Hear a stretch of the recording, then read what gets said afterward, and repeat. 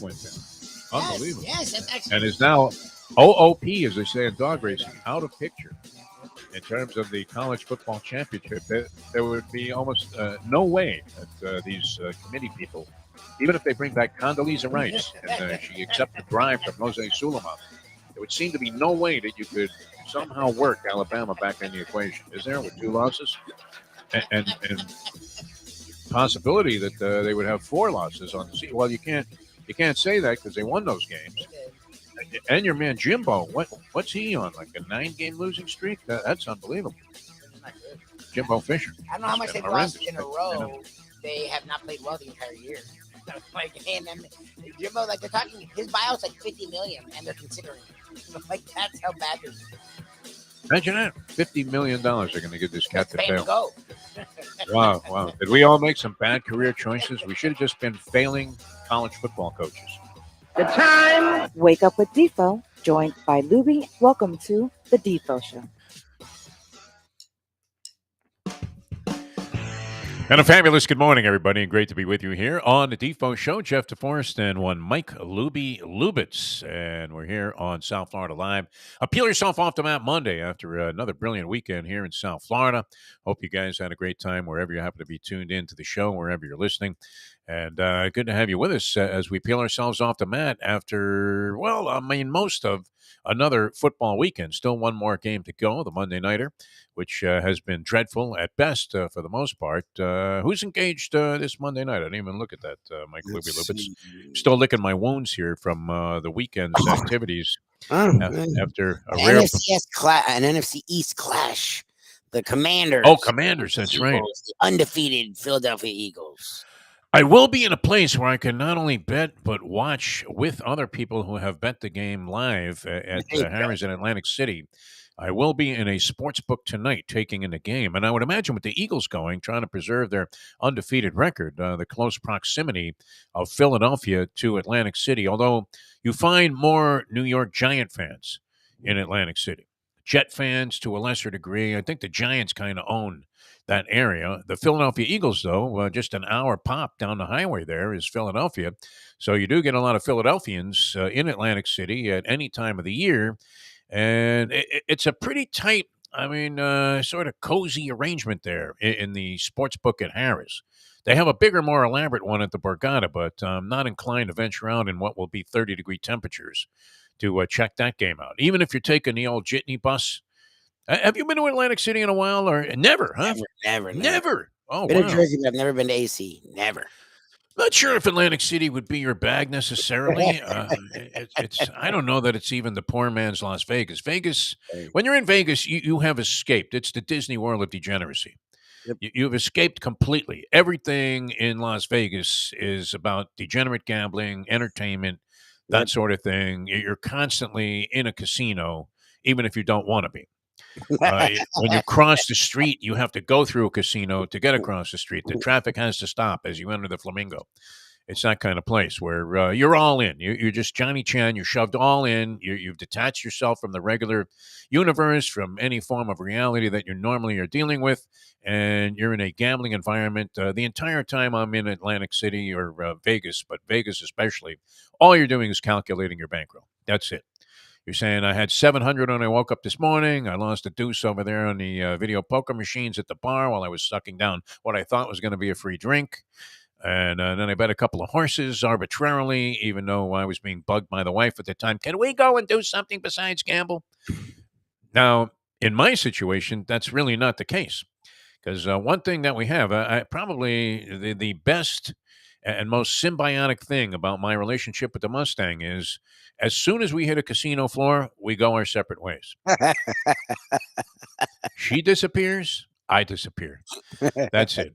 And we usually have some kind of prescribed time, which we rarely hit, where we're going to meet somewhere in case telephone communication somehow gets cut off, right? Because every now and then you're in a bad spot in a casino. This happened to me at the Hard Rock, right? Where you're calling. Hey, are we going to the show? What are we doing? Which, had we missed that Adam Sandler show, it probably wouldn't have been any great loss in terms of my overall entertainment quotient during my lifetime. But anyway, off to Atlantic City. That's going to be fun. And it is nice. I mean, when you're in a sports book where there actually is action on the game and the people are all riveted to it. No, Nothing better than that's watching a the game best. under those Yes. circumstances. So, That's the best. where normally we'd be half passed out on the couch there and thinking, geez, I got to get up at 5:30. So, why don't I just fall asleep at halftime? I probably will go the distance. I'm sure I'll go the distance on this game tonight. The Commanders, and I believe they're getting 11. At least I'm getting 11 in my personal bookmaking proposition, and I need every one of those points. 11. Oh, good for Francesco. 11 is what I see. His lines have been more accurate of late. I mean, he makes the occasional mistake, but he fires off so many bets that I don't know how I got out of college football Saturday. I was getting bludgeoned there, and I was looking at his selections, which I'm stuck with the other side regardless. No argument. I just have to take it. And I thought, wow, this guy might sweep the board on the college games. But that didn't turn out to be the case. He ended up going 4-5, but he won the first 4 yesterday on the board. And I thought, wow, I'm in deep shit with this one because I'm going to go 0-8. And there's a week every year where after he's been getting buried the whole time, I think I should parlay all of his picks because there's going to be 1 week where he hits them all. Yep. And I thought about, imagine, what's an 8-team parlay play? Oh, Now, he would have lost it because Jeff Saturday's Colts managed to beat the Raiders. How bad are the Raiders? Wow. Josh McDaniels, how is that possible that he could be this horrific as a head coach? I mean, have like zero. I don't know if it's luck. What is it? Is it bad coaching? Anybody? I think he's not good. I mean, catching the Raiders? They were supposed to be a playoff contender. Fine, maybe they don't win the division. They or get whatever. Devontae Adams, and They're that horrendous. was supposed to be putting them on their way. They're horrible. They fired Mayock and got rid of all of that, pie in the sky nonsense that he was always spewing out about verticality and this and that and leverage this. And they leveraged him right out of there. Exactly. And you thought, well, there's a shot. And they go ahead and make a bold move. They get Devontae Adams. And you're thinking, all right, well, if Carr can't play with this guy, then remember that was one of those preposterous sports talk debate questions. So we threw it out there at the beginning of the year. Who's under more pressure? This you talk about, contrived debates. Who's under more pressure? And it was Aaron Rodgers without Devontae Adams, which he's been under some pressure, or Derek Carr with Devontae Adams. Now that he has this great receiver, is it time for him to deliver? And they are delivering one giant, well-rounded, Rodan-sized egg so far. 2 wins on the season for the Las Vegas Raiders. So that's been a disaster. But other than that, a great day of football. Unbelievable. The Dolphins, of course, big winners yesterday. Their offense, I mean, the only thing missing is the over-the-top bomb on a consistent basis. I mean, Marino used to, and that was another thing that came up, is Tua the best quarterback the Dolphins have had since Dan Marino. I think the answer right now is just a flat-out yes. Yes. I mean, far and away the most effective quarterback that they've had. They've won virtually every game where he's been a participant throughout the whole ball game, start to finish. Yep. The 3 losses that they incurred, he was compromised in that Cincinnati game and sat out the next 2. Yep. And so they've won everything else, and they're sitting there at 7-3, going to the bye week with Houston coming out of the chute. But when they get back into action, and an excellent chance to be sitting on the doorstep of achieving the over. If you don't hit the over, you over bettors, that we recommended that you go over 8 and a hook. If we don't hit this over, then there's no reason to go on living. I mean, 7-3. Now it's a 17-game season. That was the thing that really struck me when that number came out. It was a very tepid 8 and a hook, and I thought, wow. I mean, they won 9 games last year when they weren't very good. So how could they lose, more games this year than they did a year ago when Brian Flores was the coach? They bring in this guy, McDaniel, who really has opened up. I mean, wow. They may not have the deep ball on a consistent basis, but they sure have the middle of the field under control, do they not? Unbelievable. The passes that are completed in the middle of the field to a variety of guys. I mean, they're adding in guys that are part of the offense, it seems. yes. Like, Yes. become catalysts. Yeah. This Jeff Wilson kid has been an unbelievable pickup off the 49ers, and they traded away kind of a schmenky, unproductive running back and got this guy who all of a sudden is like McCaffrey out there. He's been unbelievable. I mean, Raheem Mostert keeps continuing to round into form, the form that we saw when he won the MVP of the NFC Championship game a couple of years ago at San Francisco. Yep. Ironically, or not coincidentally, maybe, you have McDaniel reunited with 2 running backs, and the running game all of a sudden is a lot more dynamic than it was. The offensive line, See, now, if they can Oh, block for the running game, isn't that the thing that usually inspires an offensive line to protect for the passer, where yes, they're able to smash a few guys and get some runs going? And yes. then the pressure isn't so immense, so they're able to solidify what their pass blocking ability is. A lot of that seems to be coming together at the right time for the offense. And they can score enough points to overcome whatever deficiencies they have on defense at this stage against lousy teams, albeit, I'll give you that. Not to get overwhelmingly excited here, Mr. Dolphin Denny, but I mean, it looks good. And a lot of the things that we thought were going to be true about this Dolphin team, or actually we're crossing our fingers, hoping were going to come true, definitely have come to fruition. And they have a dynamic offense, and I don't think anybody can, declare otherwise and be considered to be reasonably sane. Election deniers, maybe. You would have to be an election denier. You would have to be Kerry Lake to look at the Dolphins' offense and say, wow, they're not very good. Oh no, I mean, What do you no, think, Louie? no, And fun to watch. it's- Very entertaining to watch. That's the other part of it. That's great. Look, it's something that was the thing that was an issue for me with Tannehill is the opposite with this team. Like fourth quarters, you had to be concerned, and third downs, third and long, which is usually the defense is down, usually an automatic. It's almost automatic. They get it every time. 3rd and 13, 3rd and 16, 3rd and 14. And I'm like, oh my God, what? And before I could even bitch, first down. I'm like, okay. Yeah. I mean, and two is the epitome of calm every time. Like the dude, no matter what, the game was perfect yesterday. They were coasting for a win. Horrible snap, catches it, goes down, doesn't think twice, get up. 2nd and long, they get a first down. It was like, okay, like they're just humming along, and that's something we're not used to seeing with the Dolphins. And it's literally what you've asked for since I've known you, is at least be exciting. They're now not only exciting, they're good, which is something that we haven't seen in a long time. Capable of being explosive, and at the same time, they can drive the ball. They have a lot of different answers to situations, and a lot of different choices that they can make, and they keep bringing in new guys that are effective catalysts in what it is that they're doing offensively. So the offensive philosophy seems to be very sound, even with the proverbial, and it seems like they've been playing this way forever, going all the way back to Kuchenberg's retirement with a patchwork offensive line. Yep. And while it's somewhat patchwork, it's working. Better. So that was great. Big win yesterday, 7-3. If we lose this over on 8 and a hook, I think we're all right. We'll have to blame Mayo. That's it. We'll blame Mayo. We really will, because Yeah, I understand he got on board with us. Are improved, but you'll get the Jets at home. I understand the Patriots. I guess you play the Patriots there, but that should be a game that you have a good chance at winning. The Packers aren't a juggernaut anymore. Like the second half schedule isn't as scary as 49ers have their suspect areas, even though they won last night. Outside, they'll play they play the Eagles at some point, so that's not easy. But the rest of the games are all winnable. Like there's no look. I'm targeting 11, 12 wins, so there's no reason they shouldn't. We only need 2, Lubie. We need 2. They should only get 9. There's no reason why they shouldn't get 9. 2 and 5 gets the money. 2 and 5. What a great position to be in, huh? Now, yesterday, another amazing day of finishes in the National Football League, and you did it again. You were outside the what was the FTX arena, no longer the now bankrupt arena that the Miami Heat play in, nameless arena. What are they gonna put in there as a new sponsor? Wow, that was funny. They pulled up stakes real fast on that. That was FTX cryptocurrency. Now, what happens to all the people that had investments in FTX? I don't El know. Finito, they're done. They're just out of their The money. problem is your question's a valid question, because it's not only FTX is a crypto. FTX is a cryptocurrency exchange. So FTX is like a stock exchange. Okay. So, like, it's not only that they're a company that went bankrupt, they have other companies and other listings under them. So how many people were invested in all those? Yeah, I thought about that the other day, and I'm like, what happens? What happens to their money? I mean, is Madoff City here? It just it evaporates into thin air.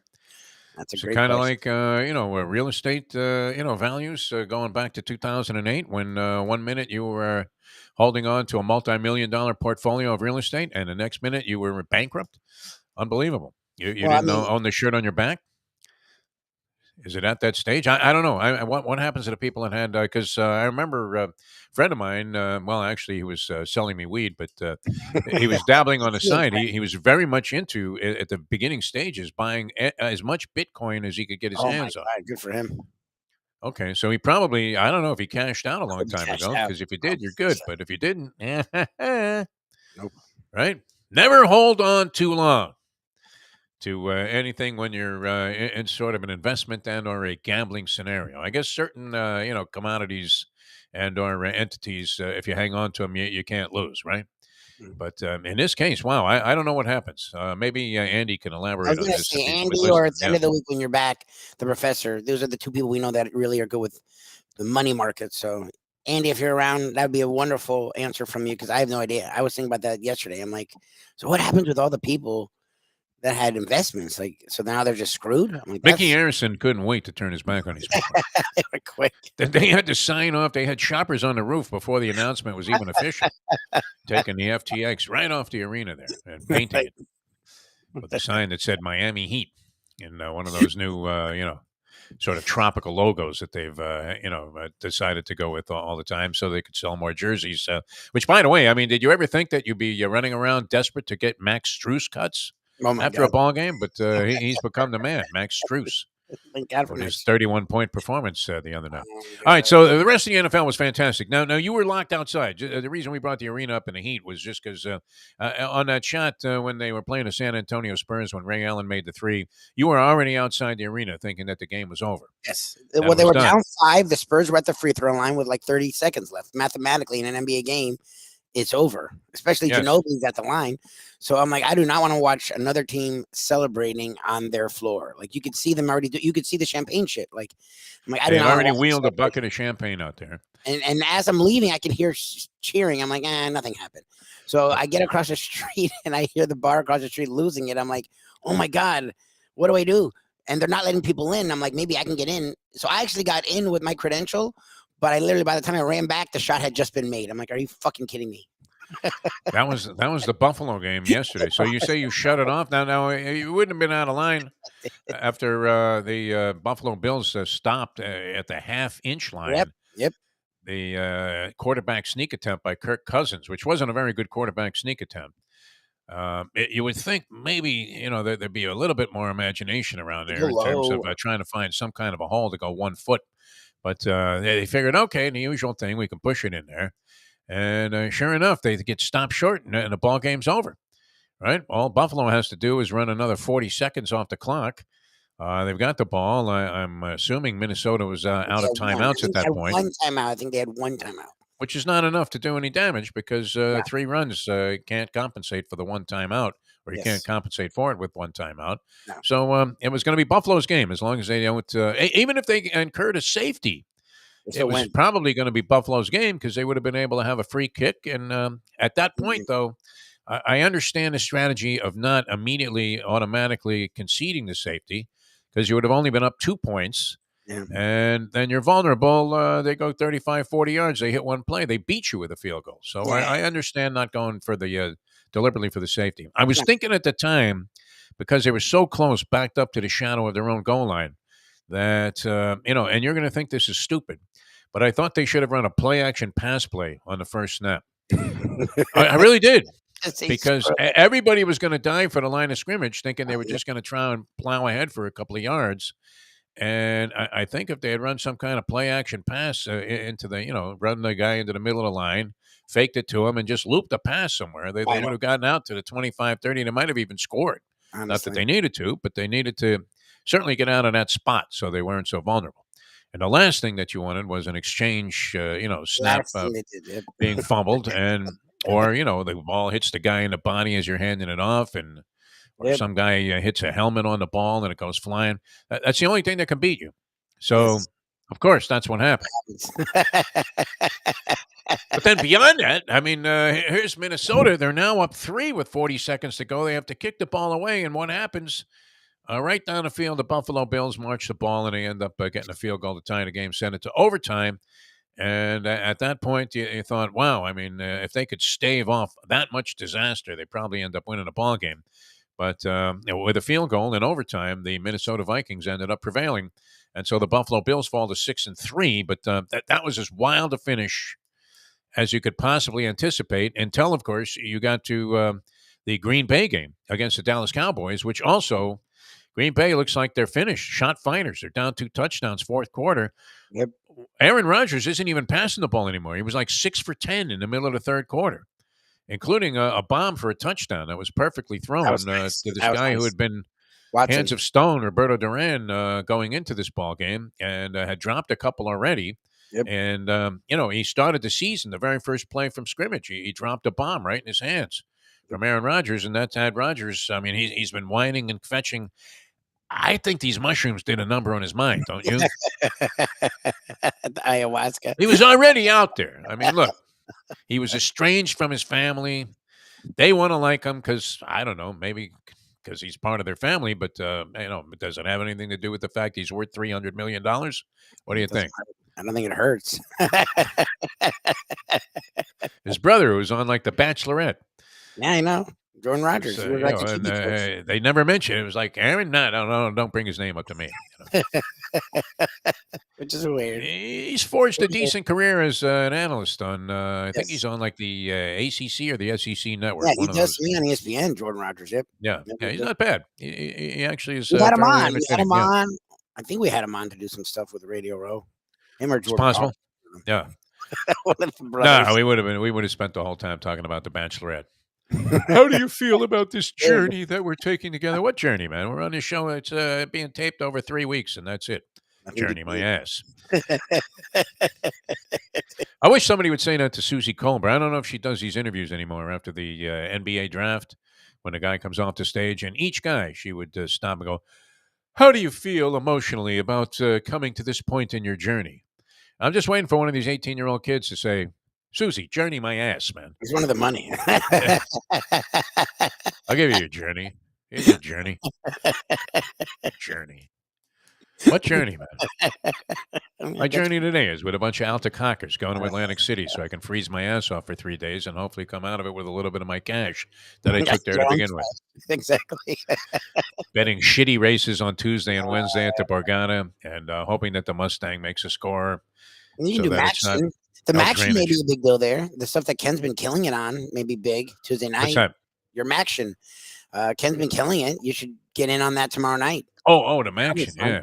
You don't have to just do your table games or whatever. You can actually. No. I'm going to spend a little time in the sports book. I kind of enjoy that, right? I mean, like I say, if you have $5 on a game, it makes it, incredibly more intense to watch and far more entertaining. And your emotional attachment to that particular ball game is exponentially ratcheted up to levels that even you couldn't imagine. Plus, it's just nice to win a bet, right? To go back after the game and actually cash a ticket. It's been a while, I think, since I've cashed a ticket in a sports book. I'm always complicating things with like 11-team parlays for $20. Always. Right? Can't hit a daily double at River Downs, but you're trying to make an 11-team parlay. May as well go for the gusto, though, if you're going to do it. Well, why not? Why not try to break the freaking bank? That's the way to do it. All right. Elsewhere around the league, though, I mean, the Cowboys go down to the Packers. A lot of people like the Packers. They were getting 5 originally. I think that line went off 4. Yep. And a lot of people like the Packers in that ball game to rebound. It didn't look so hot when they were down 2 touchdowns in the fourth quarter, but they managed to rally. And that was one I had given up on, Lubie. I started watching like CNN or something. Yep. See if they were ever going to decide that governor's race in Arizona. And, the other amazing thing, the absolute 180 turnaround by Rupert Murdoch on their man, Donald Trump. I mean, and now every article is anti-Trump about how the guy needs to go away, how he was a negative influence on the elections. As we say, the red wave was kind of like an Earl Scheib 1995 paint job. I think they painted the car red. Well, it looks a little orange to me. It's kind of the way it goes. All right, I was looking at once again this column, the Action Sports column, has just been burying people. I mean, an absolute, outright, flat-out burial, game after game. They did it again yesterday. This guy, and I'm hoping he's no relation to our good friend Joe Cassell. Let me see if I can find it here. I lost it. But they were recommending that you bet Tennessee to cover like 12 and a hook yesterday over Colorado in basketball. Oh, no. Oh, no. And they flamed out and were beaten outright. The upset of the day. Brilliant dissertation on how Tennessee is just going to romp in this ballgame. Colorado had just lost to some schmink team, and Tennessee was looking like one of the top teams in the country. This is college hoops. So it doesn't matter what they dive into. I mean, they gave you the Panthers the other night over Edmonton. I mean, it was just If you're following these guys, you are flat fucking broke at this stage of the season. All right, other NFL games. What struck your fancy there, Lubie? Other NFL games. Wow, Giants easily over Houston. The Dolphins' next opponent. The Dolphins on the bye week this week. Houston not offering too much resistance in that particular ball game. The Raiders still, remain somewhat of a mystery, do they not? That they could be this bad. They're just bad. Here you go. Vols will trample Buffaloes. I was shuffling around for this. I love that. That's great. This guy tells you to forget about the NFL because this is like a bet that you cannot lose. It's NFL Sunday. Oh, no. But for the top play, I'm going to the hard court with a college basketball pick. There's a guy named Tom Casale, Action Network. A lot of people are excited about the Tennessee Volunteers this season, and for good reason. The Vols return a strong nucleus from their 21-22 team that won 27 games and ranked third in defensive efficiency, according to KenPom.com. Ratings. Yeah, the ratings. Yeah, the Palm whatever. ratings. Yeah. If that wasn't enough, Zakai Ziegler, wow, and Tennessee created even more of a buzz after demolishing Gonzaga 99-80 in an exhibition 2 weeks ago. There you go. So they knocked off Gonzaga. That was big. Colorado was at the opposite end of the spectrum after losing by 9 to Grambling State on Friday. Grambling State. Basketball. Yeah. Though you never want to overreact to early season upsets in college basketball, the Buffaloes entered 2022 losing their top 3 scorers from a year ago. Head coach Tad Boyle hit the transfer portal hard in an attempt to replace that lost production, but it'll take some time for all the new pieces to mesh. Oh, no. I mean, you're singing like, fucking show tunes on your way to the window to bet this game, according to this guy. Colorado allowed Grambling State to shoot 54% from the field and only out-rebounded the smaller Tigers by 4. That's a bad omen when the Buffaloes are facing a physical Tennessee front line that was one of the best offensive rebounding teams in college basketball last season. I do this for a reason. It's not to demean Tom Casale or Action Sports. It's to show you that the soundest of logic is irrelevant. Yep. When it comes to affairs of degeneracy. It really is. I mean, all of this stuff makes perfect sense, doesn't it? You can't sit there and go, "Wow, what a bumbling idiot this guy is." Although, it seems like we're trying to make that case every day.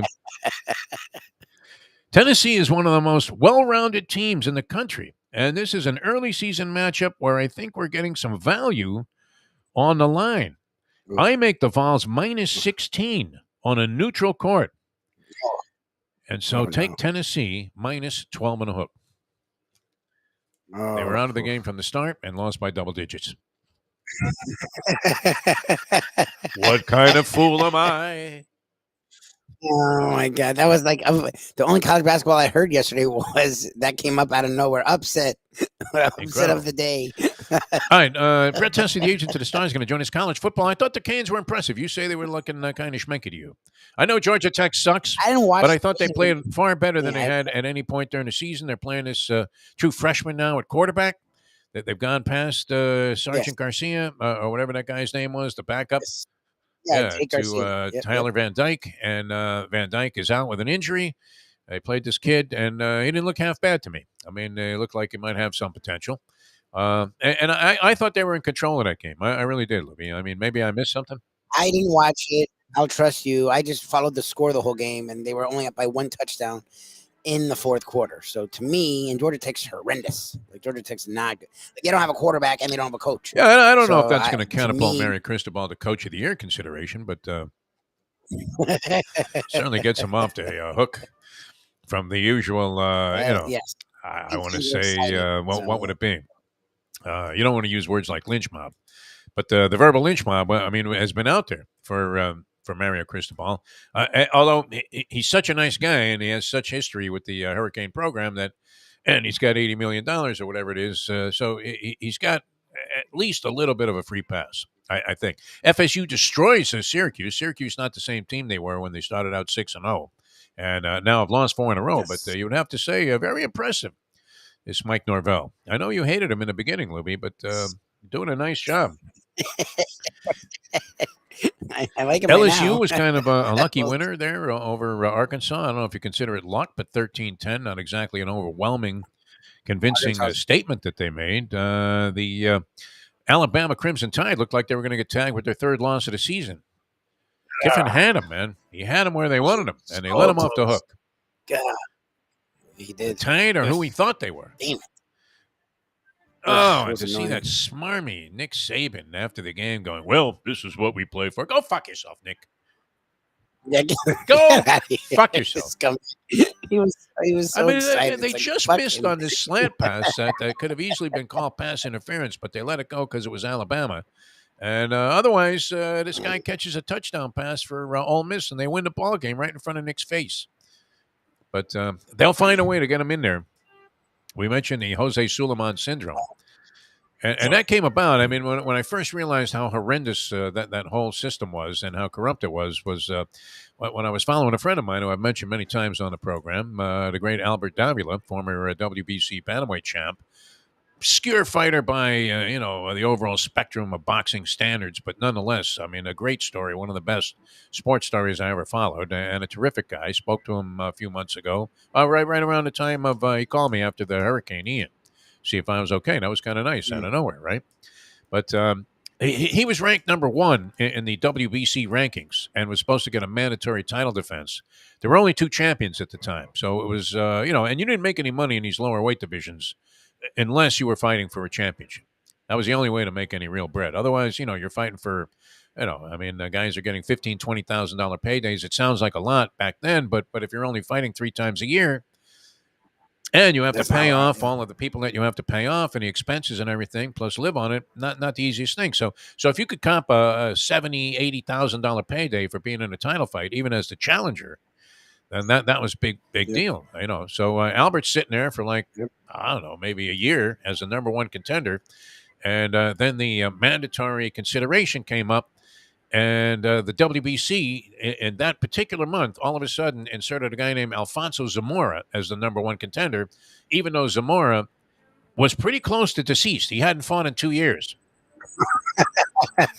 Somehow, even though my buddy Albert had not lost a match in like a year and a half or whatever, and was fighting like reasonably, decent competition, Zamora surpassed him and got the mandatory title shot, which he did fight Carlos Zarate for the championship. And I believe because of the way that they wanted things to work out, he actually won, which was amazing. So, that was Suleiman syndrome. And I think it's going to apply here to Alabama because Oregon lost. That was the big loss. That was a very exciting finish to that game, Washington and Oregon. Just when you jump on the bandwagon, you figure it's going to be a magic carpet ride, like all of a sudden you're going to be making easy money following a team. The Oregon Ducks, and they had become your Cinderella team to win it all, right, Lubie? Well, I just thought they'd be a fun 4th team in the playoff. Like, that's what I was looking forward to, seeing them come all the way back from that Georgia beatdown to be in the playoffs and be a competitive team from out west. Yeah. That was annoying. In our Pac-12, if USC goes down. That's it. Done. It's going to be all SEC. All 4 teams will be SEC. Yeah, exactly. A 3-loss Alabama team in there, even though they've only lost 2, they'll lose another one. And we'll see what happens. Right, Brett Tesser, the agent of the Stars. He has reason to be proud, man. That Dolphin running game was dynamic yesterday, wasn't it? It was great. That was the one thing that McDaniel wanted to do that they haven't been doing, and people were sort of poking at him. Hey, what about your run game? They were dominating. The Dolphins' offense not only is entertaining, but they seem to really be enjoying themselves and each other.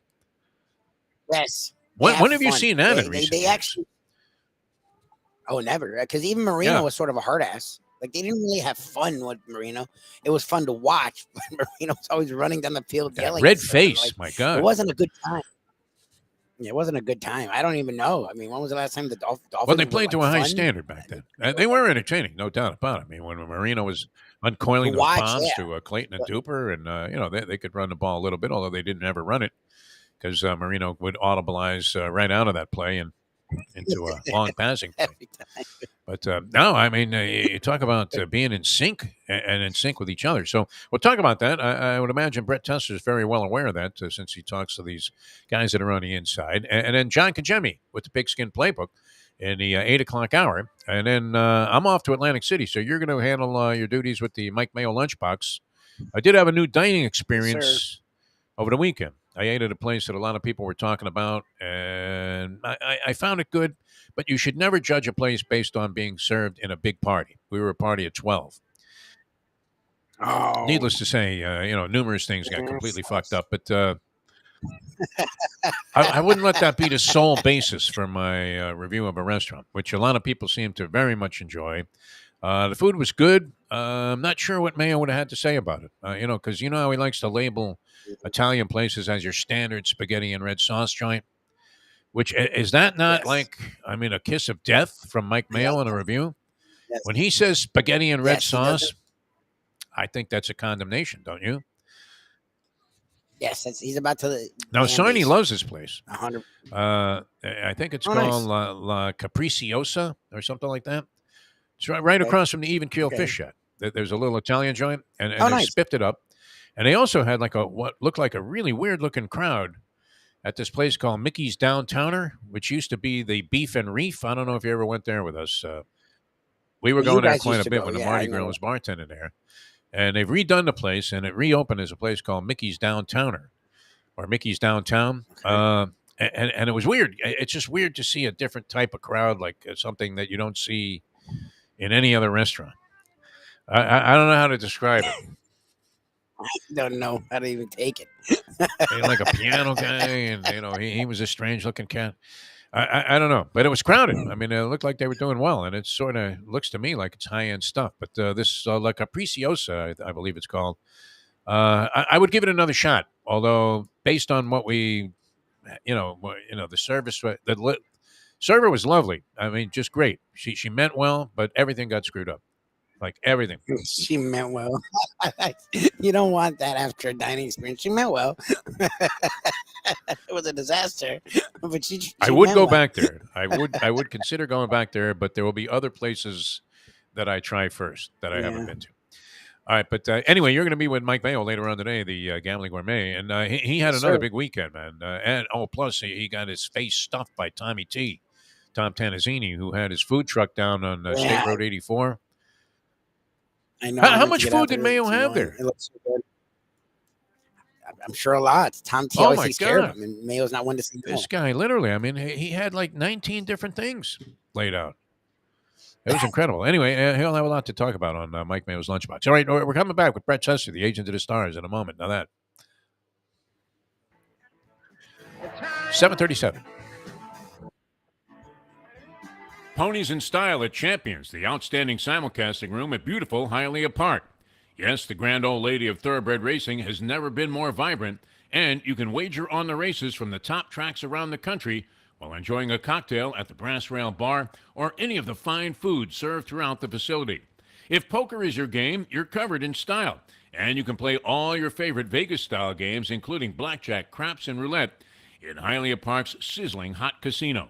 Get a player's card when you walk through the door for all kinds of generous amenities, including our favorite, free play, when you come out to the ultimate casino and entertainment destination, Hialeah Park. Hey folks, Tony Segreto here. You know, since day one, Catholic Health Services has been part of Old School. And since we've started letting people know about them, it's changed their lives. You see, Catholic Health Services, while being recognized as one of the top places for stroke rehab in the country, it's also about a group of people who not just excel in what they do, from the doctors to the nurses to the therapist, on and on and on. It's how they do what they do every single day that separates them from the pack. They do it with a passion, unmatched, and the inclusion of family in every step of the process.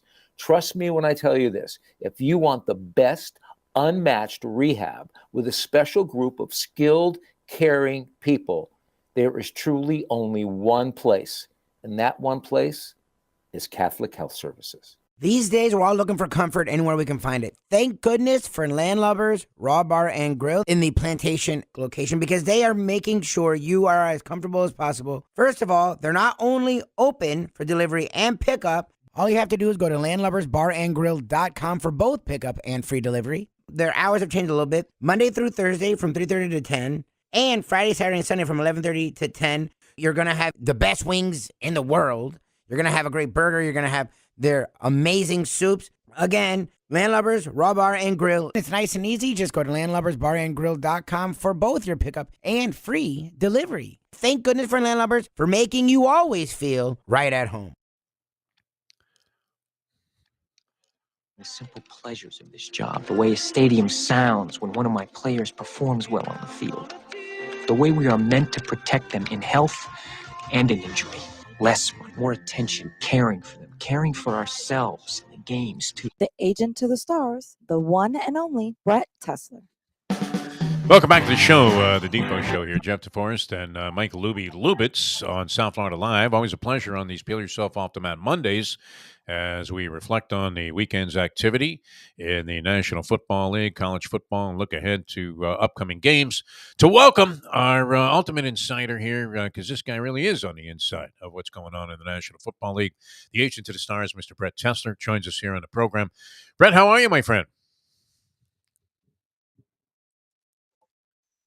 Doing good, man. What a wild weekend of football. Oh, it was great. You know what? Yes, it was terrific, too, that the two games that were televised here in the local market, I wasn't out at any sports bar yesterday. I was just kind of watching his stuff at home. And, I mean, you had two games back-to-back that were sensational in terms of drama and excitement. And that followed a Dolphin game where and we were speculating about this. You would be better capable of speaking about this than we would because you talked to Raheem Mostert, and I don't know if you have other clients on the Dolphins, but it does seem like as Raheem and now Jeff Wilson and the running game has kind of flourished a little bit the last couple of weeks. You're seeing it coming together. But while watching all of these guys on the offensive side of the Miami Dolphins squad, it looks like not only are they in symmetry, but they're rooting for each other, and they're genuinely having a really good time out there. I mean, I don't know that we've sort of seen this kind of team unity and cohesion and confidence in the last 20 years. It does look like, I mean, all of your guys out there on the Dolphins' offensive side of the ball are just having fun playing with each other. Yeah, I mean, you can argue that the Dolphins are the best running back tandem in the NFL right now. In fact, I believe they're the only team that has two running backs with over 500 yards. Wow. And as far as Raheem and Wilson's relationship, those guys are like brothers. You know, I've always known how fond of Jeff Raheem is, and you know, dating obviously back to their days with the 49ers together. And, you know, they're both similar guys. It's so funny that these guys are both guys who are undrafted. These are both guys who bounced around practice squad for years until they finally got the right opportunity to prove that, you know, they're capable of carrying the load. And, you know, that's the thing about this league. It's just, it's very political in the way that obviously, guys who get drafted, guys who get paid, those guys always get the first opportunities. And as far as these guys who are undrafted, you know, even if a team realizes how talented they are, unfortunately, unless it's someone like the Patriots, where someone like Belichick will play whoever's the best, that's why they've been so successful over the last couple decades. You know, in the case of the 49ers, they had guys like Jerick McKinnon, who they paid a ton of money, overpaid a ton of money to, and he was always injured. And, you know, then there was a couple other guys that were there and, you know, another guy that they had paid.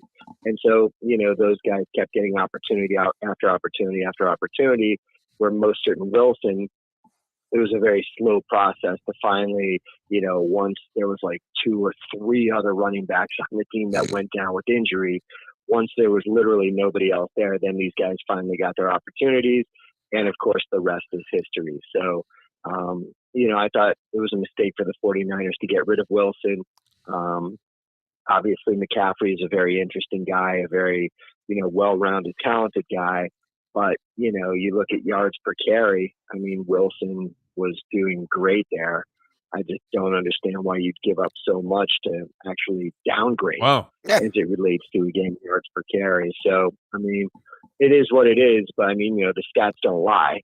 You know, not that McCaffrey's bad, but I mean, I think we're all seeing right now how good Jeff Wilson really is. Yeah, interesting all the way. Now, how much of this is McDaniel? Because obviously he had familiarity with both Raheem Mostert and Jeff Wilson.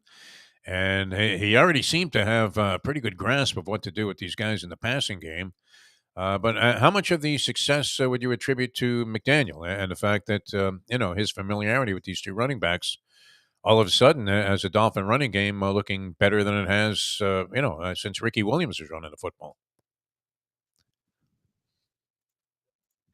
Well, there's no doubt that when you get two guys who you've had tremendous success with, as in, you've went to a Super Bowl with them and they've actually carried you to a Super Bowl in the case of what Raheem did for the 49ers. And, you could have won the Super Bowl had maybe you used those guys a little more. Obviously, it's a plug-and-play situation. There's no learning curve. So when a guy like Jeff Wilson comes here, there's no getting to know you period. There's no learning the playbook. There's no, figuring out exactly what your head coach wants or doesn't want. So from that standpoint, anytime any coach brings in any player who they've worked with in the past, it obviously speeds things up where you can just kind of drop them right in the deep end and watch them go. But, the reality is there's no successful player in this league who doesn't benefit from being. And so whether that's, the success that you're seeing the running backs have under McDaniel, the success that you're seeing Tua have under McDaniel, the success that McDaniel's having with Tua and with these guys, and with it's truly a synergy. And it's one of these things where, when people say, well, was it Belichick who made Brady? Was it Brady who made Belichick? My answer is, who cares? I mean, they made each other. They won a ton of Super Bowls. And so, when you watch a guy like Tua, I mean, the bottom line is this: the job that Mike McDaniel has done with him is nothing short of just perfect, just brilliant. Because the truth is, I don't think necessarily that a guy like Tua would benefit from just any scheme. I don't know that Tua is going to be that drop back, scan the field, sort of like what he was asked to do by Flores, and what a lot of other coaches run. So, for example, when you watch the Chargers last night and you see Justin Herbert, I've always said that Tua could be a good player, but he'll probably never be as good as Justin Herbert. It's hard to compare apples to oranges because they're in entirely different schemes. Now, obviously, you see the arm that Herbert has. Yeah. You see the lasers he can fire, 50 yards downfield and catch guys in stride or even lead them to it. I don't know that Tua would necessarily be having the season he's having if he were playing in LA for the Chargers. And when you look at Herbert's skill set, where, again, he may not have that short to intermediate accuracy, timing, and touch that Tua has, I don't know that Herbert will be having as much success with the Dolphins as Tua's having. So the bottom line is this.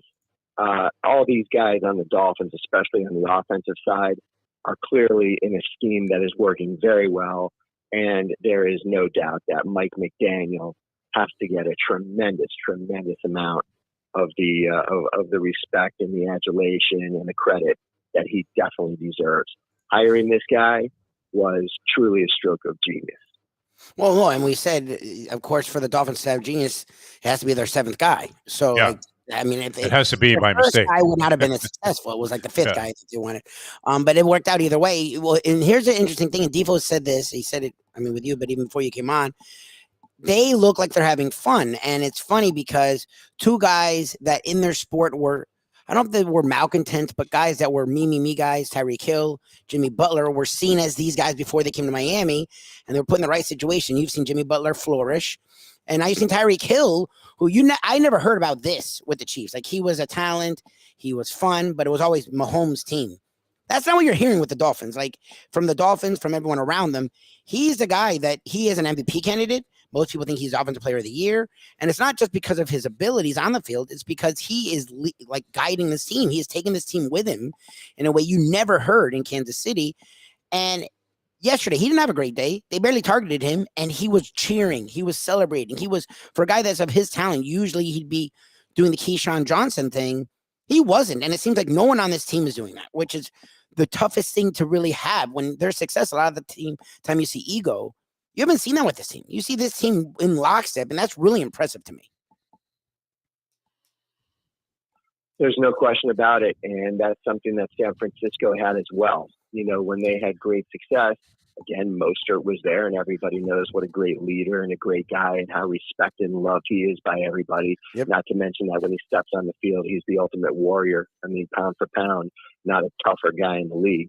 And so that's infectious. And so other players that are around that, you almost have no choice but to have fun yourself. You have no choice but to work hard yourself. You have no choice but to be tough yourself. And that's what real leadership is. They lead by example. Again, now you talk about Tua. Everybody knows what a leader he's been, dating back to his days in Alabama. In Alabama. Yeah. And so, in the case of guys like Tyreek or some of these other guys, these guys always worked hard. I mean, these were very talented guys, very productive guys. Tyreek has, always been one of the best weapons in this league over the last 5 or so years in KC. And it's a situation now where it's amazing that Mahomes is still having the success he's having. He's still an MVP candidate. Yeah. And so it just goes to show that, again, did Tyreek make Mahomes? Did Mahomes make Tyreek? Maybe it's just one of those situations where, they just made each other, sort of like, a Lennon and McCartney type thing. And so, but there's no question that everybody in Miami is having fun because winning is fun. Yeah. And I can assure you, you wouldn't see as many smiles. You wouldn't see as much energy. You wouldn't see, guys really, putting their neck on the line, game in and game out, play in and play out. If the team was, say, I don't know, 1-8 right now, 1-7 or whatever it would be. But no, the team is winning. They're beating very good teams. They just gain more and more confidence by the week. And, there's no question that McDaniel's a big part of it. And when Flores was here, I personally never really cared for the approach. It's the approach that we've seen too many Belichick disciples try to take when they finally get a head job. And that's why you see guys like Josh McDaniels, guys like Matt Patricia, guys like Eric Mangini. I mean, the line goes on. Some list here. It's like Schindler's List. What is that? Charlie Weiss. Wow. Bill O'Brien. I mean, literally, we could be on the phone all day, guys. And so the bottom line is, it doesn't work. It doesn't work because these guys all try to show up thinking they're Belichick, but they don't realize that Belichick has earned the right to act the way he does over the last 30 years. I mean, the guy's paid his dues. He's been with multiple teams. He's had colossal failures.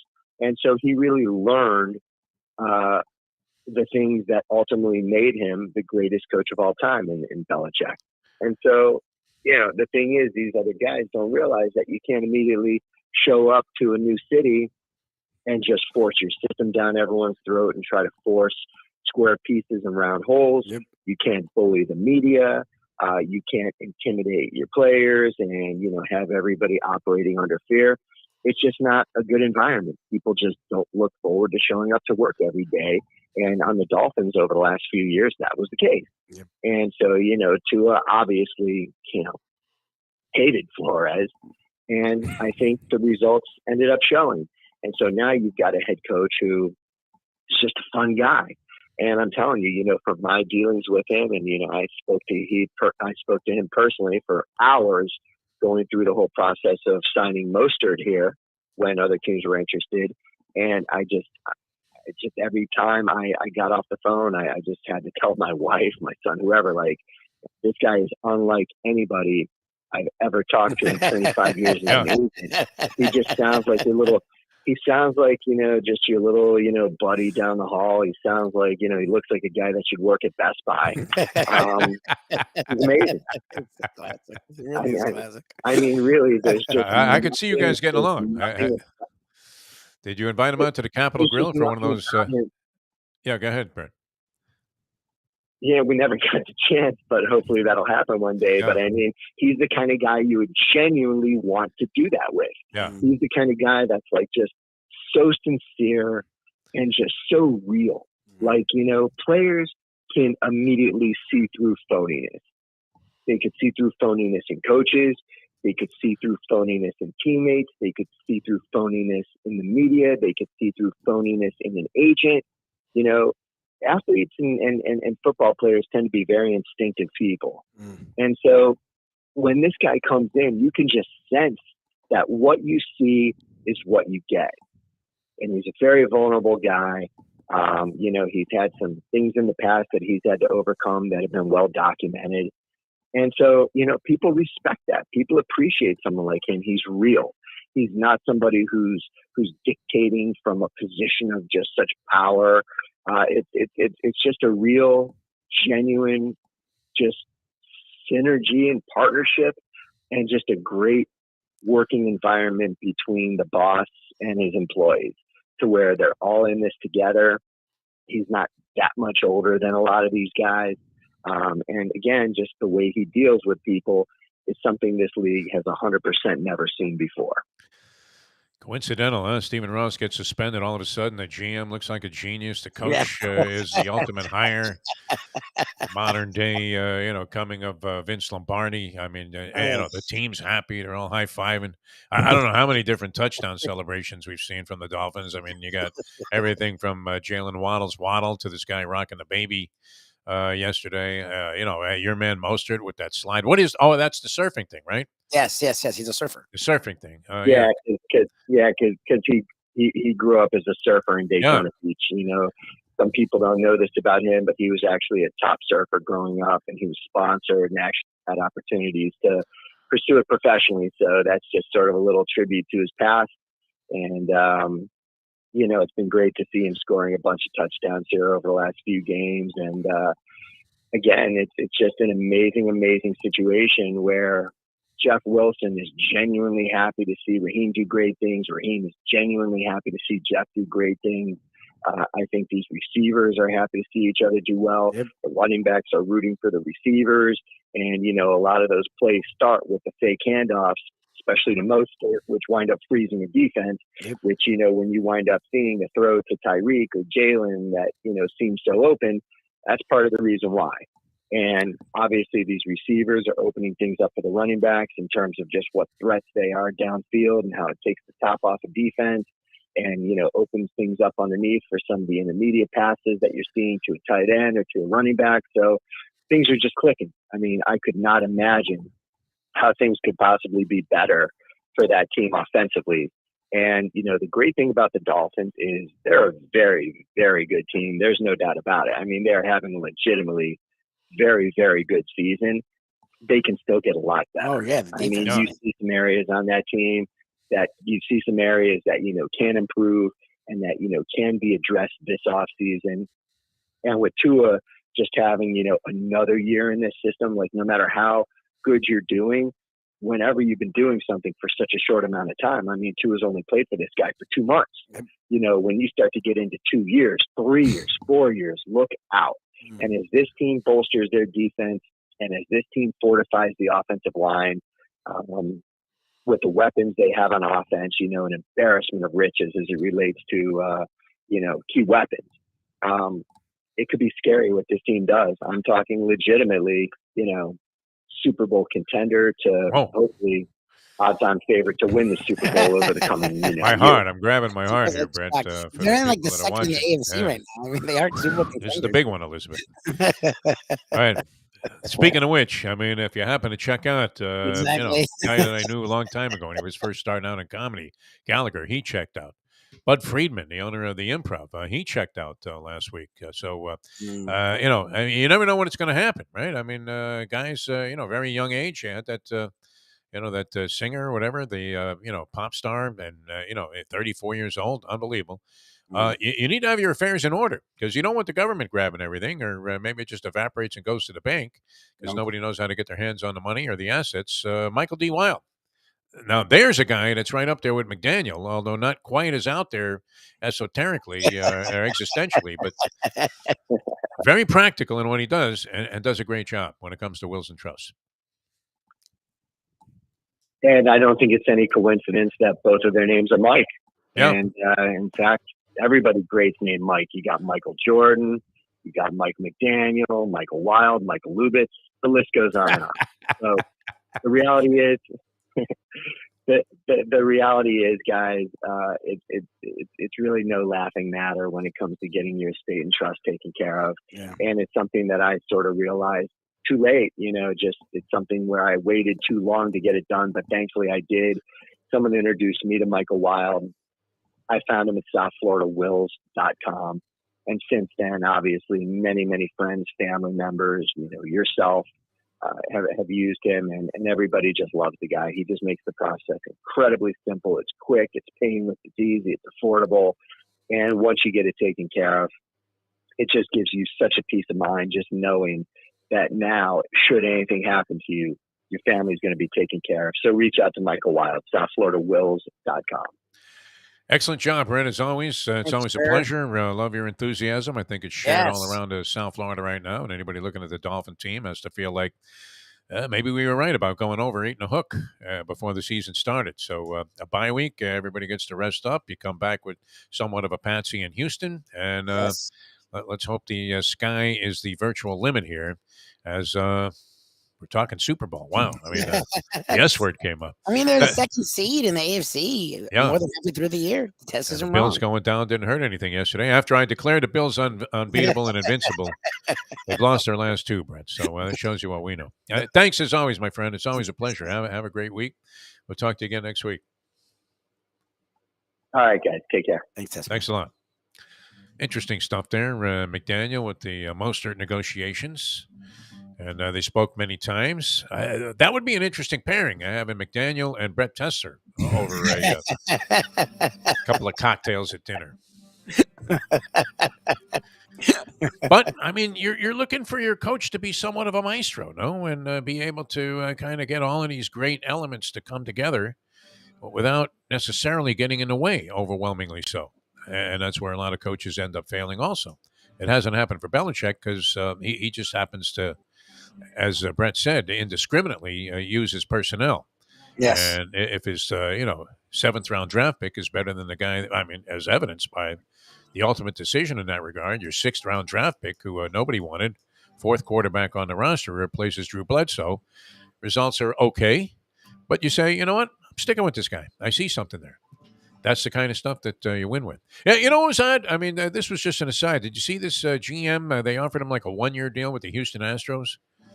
His contract was up, and they offered him like a 1-year deal, like an insulting 1-year After deal. they won the World Series. Yeah. Yeah. He's had him in like 2 out of the 3, last World Series, right? Winning that one last year. And, they've been a dominant force. That they lost some key pieces, right? Oh, They and lost isn't he the Correa. guy that came in after all the crap? Like, didn't he weather the storm? Yeah. He Yeah. helped them turn it around.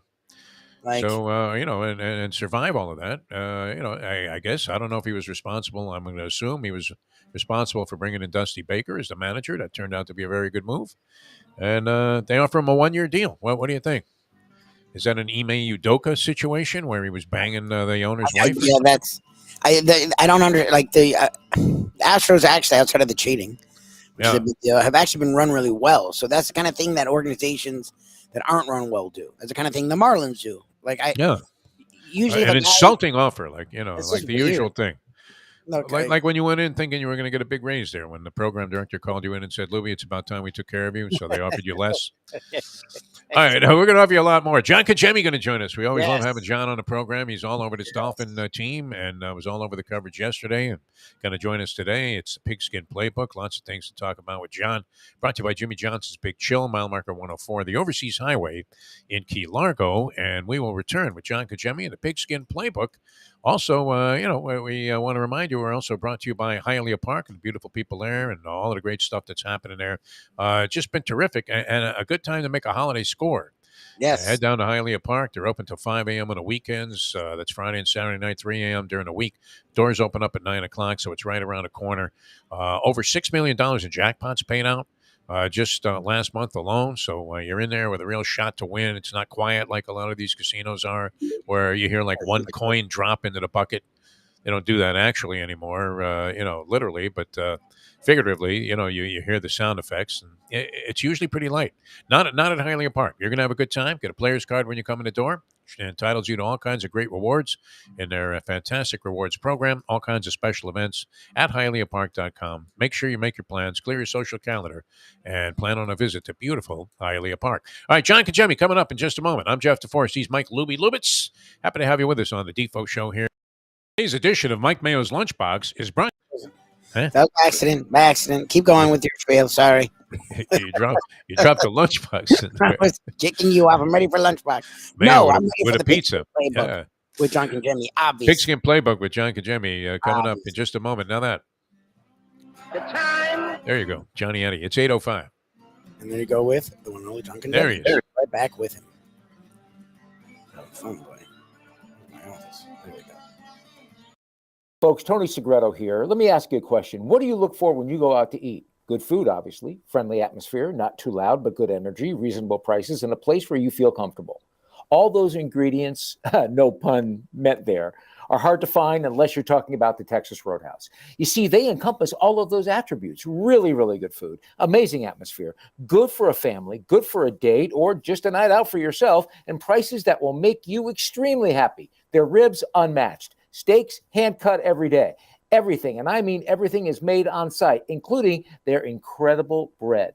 It's the one day, folks, that you can forget about low-carb diets. Trust me when I tell you, Texas Roadhouse, your restaurant, your destination when you say, where should we go and eat tonight? From the newly renovated sports bar to the beautiful bayside views captured at the Tiki Bar, Jimmy Johnson's Big Chill has it all. Located at mile marker 104, the Big Chill also offers waterfront dining while experiencing breathtaking sunset views of the Florida Keys. It's simply the hottest spot in the Keys to cool off. That's Jimmy Johnson's Big Chill at mile marker 104 in Key Largo. For more information, call today at 305-453-9066.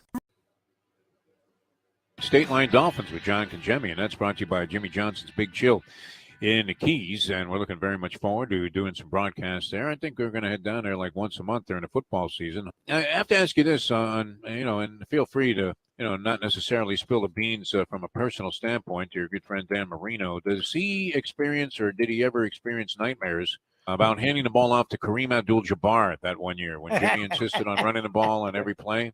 And it was always, the announcer, I think it was Ron St. John, was a stadium announcer back then, and you could hear him say, hand off to Kareem Abdul-Jabbar, gain of 1, 2nd and 9.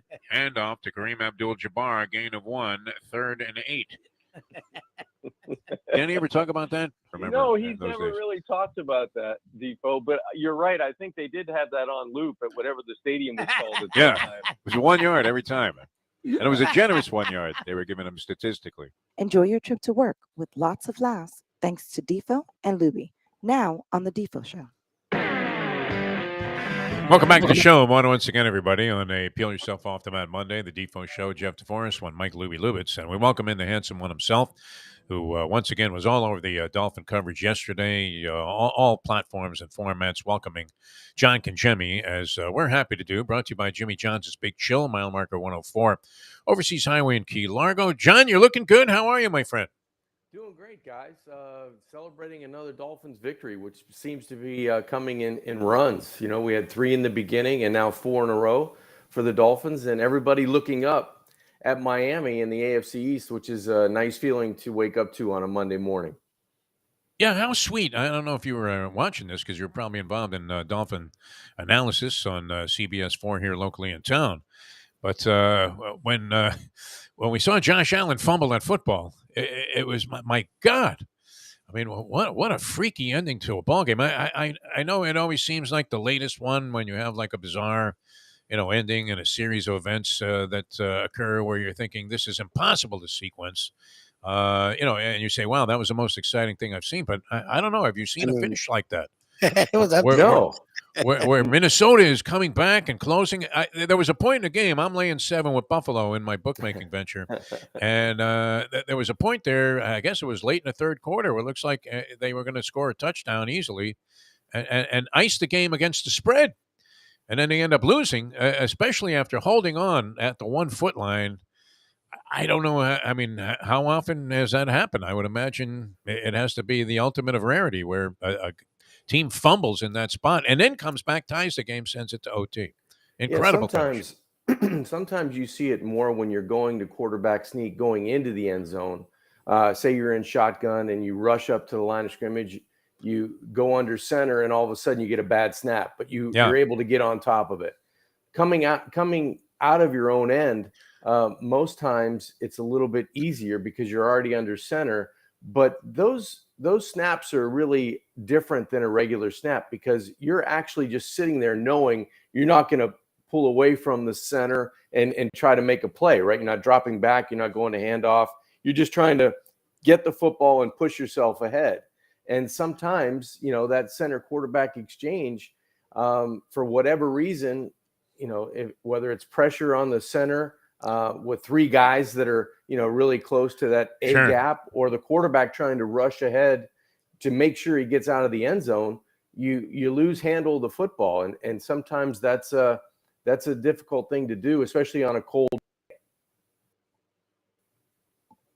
All right, kind of lost John there at the tail end of that, but it was it was odd because I actually you'll think I'm crazy, John Congemi, but you've been in these situations collegiately and as a pro, I'm sure, where you've tried to open up a little bit of space after getting the ball near the goal line. Now here you have about 45, 50 seconds left to go in a game. You don't even need to make a first down. They're down to one timeout, the Minnesota Vikings. You just have to make sure that you don't give them the ball back somehow in a position, much less in the end zone, where they have a chance to come back and win the game. So I thought the safety was out of the picture. I know a lot of people were screaming, hey, just take the safety, punt it away. But then you were vulnerable to losing on a field goal, which there was obviously enough time left to drive the ball in a position for a field goal because Buffalo did it after they gave up the touchdown. But I was thinking play action bomb, actually, in that spot. It was like, screw all Is that this. insane? I mean, like you said, three guys are hovering over the center, so he's going to look up right away and maybe, have a little premature reaction there with the snap. Josh Allen is just looking to grab the ball and be shoved forward a couple of yards, which even if he makes like a yard or two, that doesn't really get you out of this giant jackpot that you're sitting in because you still might be vulnerable to getting sacked or not sacked, but, having your runner tackled in the end zone. I don't know. I mean, anything but that seemed like an appropriate play. I mean, what did you think about the call itself? I wasn't actually watching the game because, as you said, we were doing our post game. But when you watch the highlights of the game, that's still one of the most simplistic plays you have. It's center quarterback exchange. So, no matter what the situation, how much pressure, you get the football from the center, you mull ahead for a half a yard or a yard, and you do that a couple of times and you win. I guess the scenario would have been. So going deep in that situation, if there's one team to do it, it would have been the Buffalo Bills. They did it during the game. I garnered through watching the highlights that, they pushed the football down the field when they really didn't have to and turned out to be an interception and, bad things happened. But gosh, you love to see that as a Miami Dolphin fan, but as a Buffalo Bill fan, you want to think you gave one away and you gave it away because you had a 17-point lead. You're the best team in the AFC. You're going to win that game and you lose it. And now, your quarterback's not 100%. You're looking up at the Miami Dolphins who seem to be hitting on all cylinders. Yep. And you have four teams within your division that are all with winning records. Yep. And I don't know when the last time that's happened within the AFC East. Had to be centuries ago because I think it goes back to when Mike Tolliver was quarterback in the New York Titans. Someone was always horrible. Right. Somebody is always bad in that division. I mean, how stupid is this, John Congemi? I really don't get this. And having been required many, many times while broadcasting boxing to go through the unified rules, and I thought, well, why are the unified rules so stupid? where they specify that there's no standing 8 count and the 3 knockdown rule is not in effect. Well, if those rules don't exist, then why even mention them Right. in the first place, right? I mean, how far back do we have to go to Jack Dempsey the last time the standing 8 count was in effect? But they go through the rules, and it always reminds me of this, where I was thinking as I'm saying this stuff, I don't know if you have this tendency while you're broadcasting to, be reading an announcement or something and thinking, this is absolutely idiotic. But they go through the rules there before the overtime period, and then you're thinking, wait a minute, those aren't the rules anymore. Right. What happened to each team getting the ball? And they actually state, well, each team will have a chance to possess the football, and then they go through the reasons why they will not. Yeah. And yet that's in effect for the playoffs, but it's not in effect for the regular season. I mean, I think it's atrocious, that you have this rule in place where whoever wins the coin flip. It used to be, okay, well, if they got a field goal, that wasn't so difficult to accomplish. But, I mean, even if they get some kind of fluke touchdown, shouldn't the other team get a crack at the ball? Yeah, you would think so. Defo, you mentioned that. It's funny, when I'm at Hard Rock Stadium, and it's the third quarter going into the fourth quarter, and there's an announcement in the press room, and it's the same announcement every week. It's almost like if you try to get on the field before you're allowed to get on the field, we will have security or an electric chair right there. You have to. You will be put to death. Yeah. You will. It was one of those things where it's like, come on. You hear it all the time. It's not in effect, but they have to say it. I don't know why they through the whole ritual before. I guarantee you that if there's how many guys, 47, 48 guys that dress on game day, there's probably 44 to 45 that have no idea what the overtime rules are. Zero. None. Yeah. I don't think the coaches do. It's so confusing because it changes every year. You just kind of go, okay, just flip the coin. Just get to the part where I get the call. Whoever wins the coin flip should just be declared the winner. Right. I think based on that. But I mean, to have them, they changed the rule for the postseason, which, okay, that's good. Because it did seem, ridiculously unfair. That one team would never get a chance to possess the football, especially after a field goal. But, I mean, why would it be different during the regular season at this stage when they already tried to make a correction for a giant oversight and injustice, and they don't apply it to the regular season? It makes no sense. Just look at, we've had multiple games go to overtime, yeah. Right? So you'd have a couple of fresh runs to see how that worked out for the teams, how it worked out in the standings, whether you ended up having a tie game, which they've had after overtime, or what kind of tweaks, do you like or don't like on the changes that you made. So I think it would be a free dry run to see how it plays out in the regular season, carry it over to the postseason, and then analyze it in the off season to see what you like and what you don't. I don't like it. I don't like the inconsistency where if the rules are this in the postseason, I understand, like in hockey or whatever, where you're going to play the game out and you're not going to go to a shootout in a Stanley Cup postseason in the playoffs. game. Yeah. That's fine. And even the business in baseball where they put a guy out on second base now in extra innings. I don't know that you want to see that necessarily in the postseason, although where I would have been just appalled by that whole notion, I'm more in favor of it now after we had that 18-inning game. Yeah, I don't need to see that. It's kind of like it's imposing on everybody. What you might like to do in baseball is have regular, extra innings until maybe the 14th inning or and then once you get to that point, then we're going to put somebody on second. Or after 12, put somebody on first or whatever.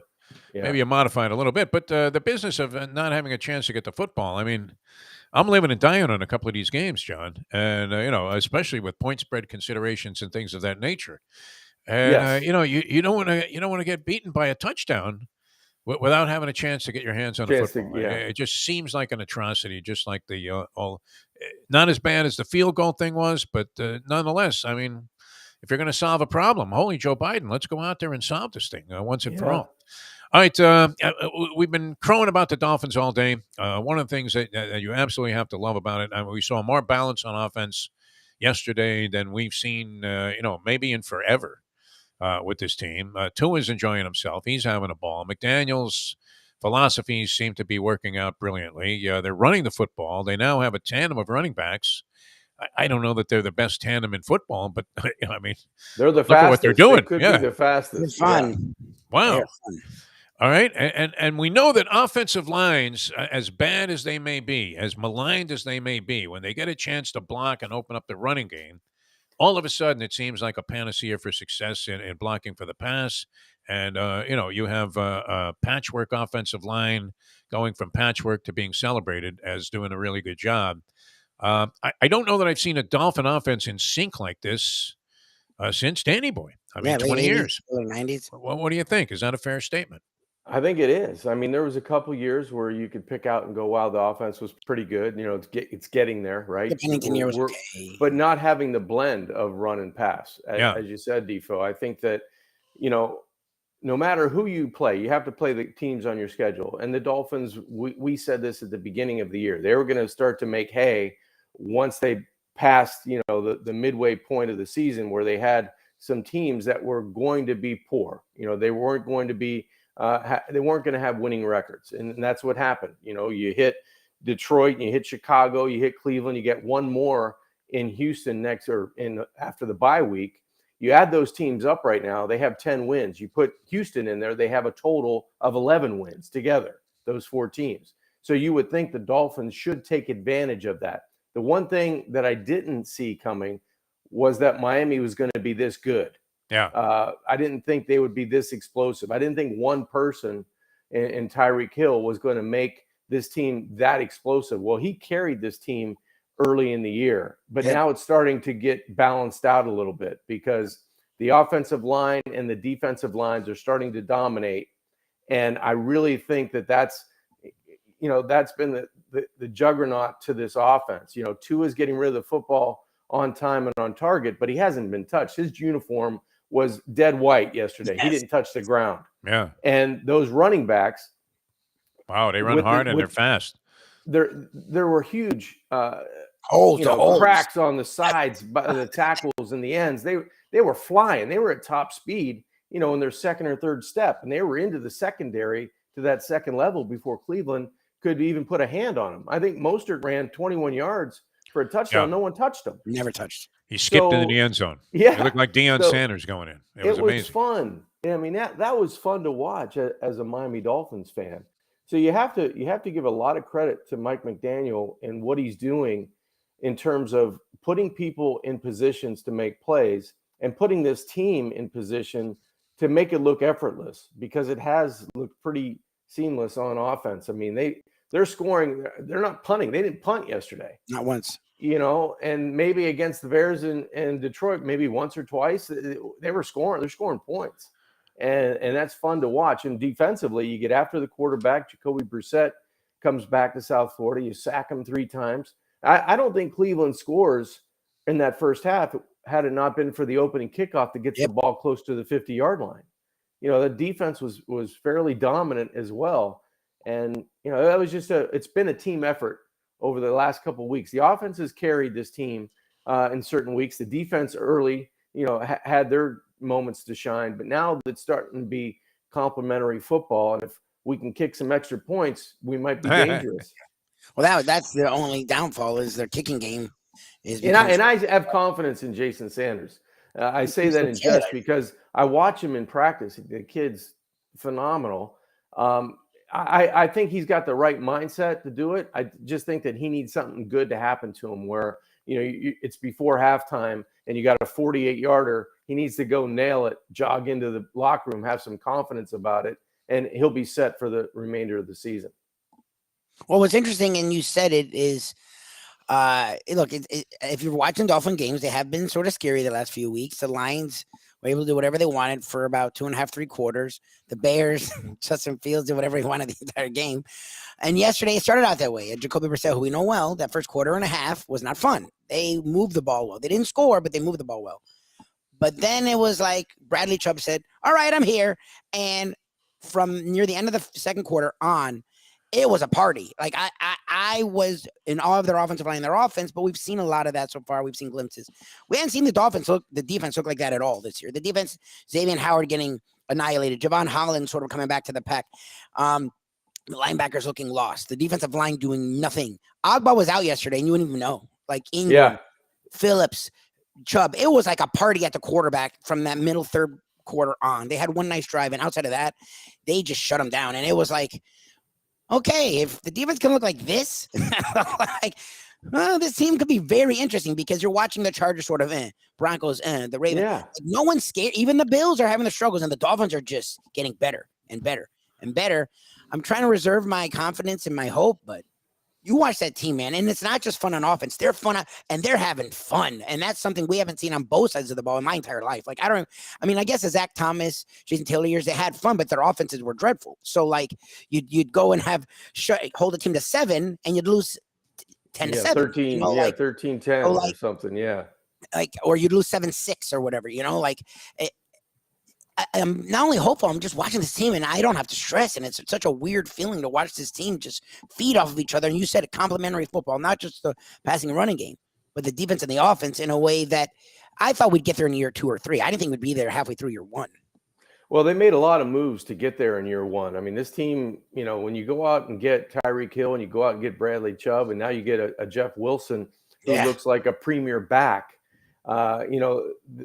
this team has pushed all the chips down to the middle of the table, and they're saying, you know what, this is our year, and we have probably a couple of years together to win one.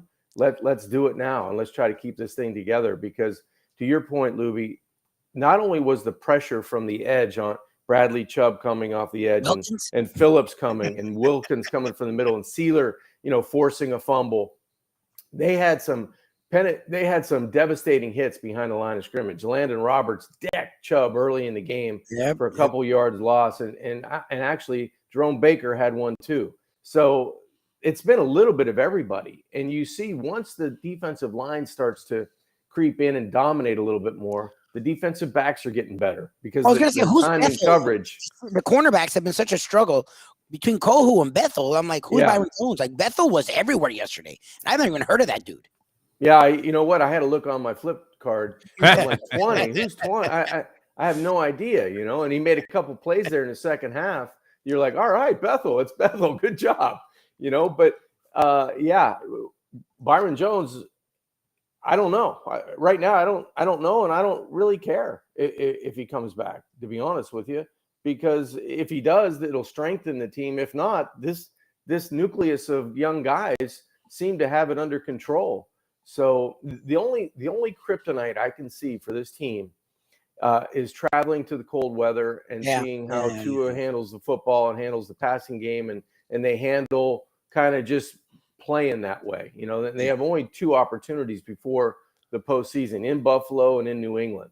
So I want to see the team do that. But by that time, if they take care of business, they should be in a position where you could drop 1 or 2 and still get to 10, 11, 12 wins.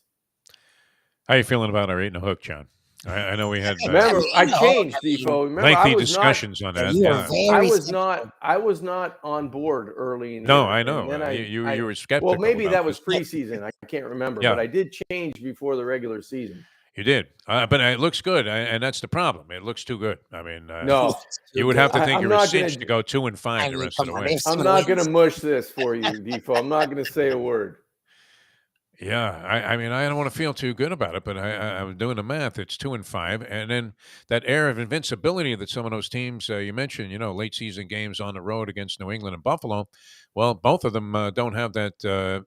I don't know that New England did, but certainly Buffalo is not invincible as they appear to be, because they managed to absolutely, just mangle that game yesterday. When they had everything going in their direction and somehow managed to lose the game.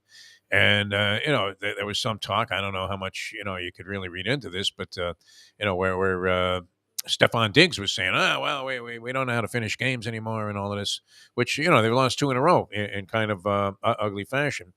To fall to 6-3, and then the Packers, no dynamo. They won yesterday. San Francisco certainly has its vulnerability, and is not any offensive juggernaut. The Chargers, can be beaten. So all of that stuff where you're looking at the schedule. Yeah, go ahead. The team in the AFC, I think Baltimore has the DNA to beat some teams in the playoffs just because of the way they play. Buffalo, obviously, Kansas City, obviously, but if Baltimore gets in the mix and they have a home game, that's a tough environment to get your team to go up and play and not beat yourselves. Not kind of turn it over, not too many false starts and holding calls that back you up. But the Dolphins at home right now, I think they're really a dominant team and should be a favorite at home. Going on the road's a different animal. I was totally surprised that in the Detroit and Chicago game, and even yesterday, it's like 3 and a hook or 4 points. It's like I felt that was going to be a massacre yesterday. Yeah. And it didn't materialize because it was only 17-7 at halftime.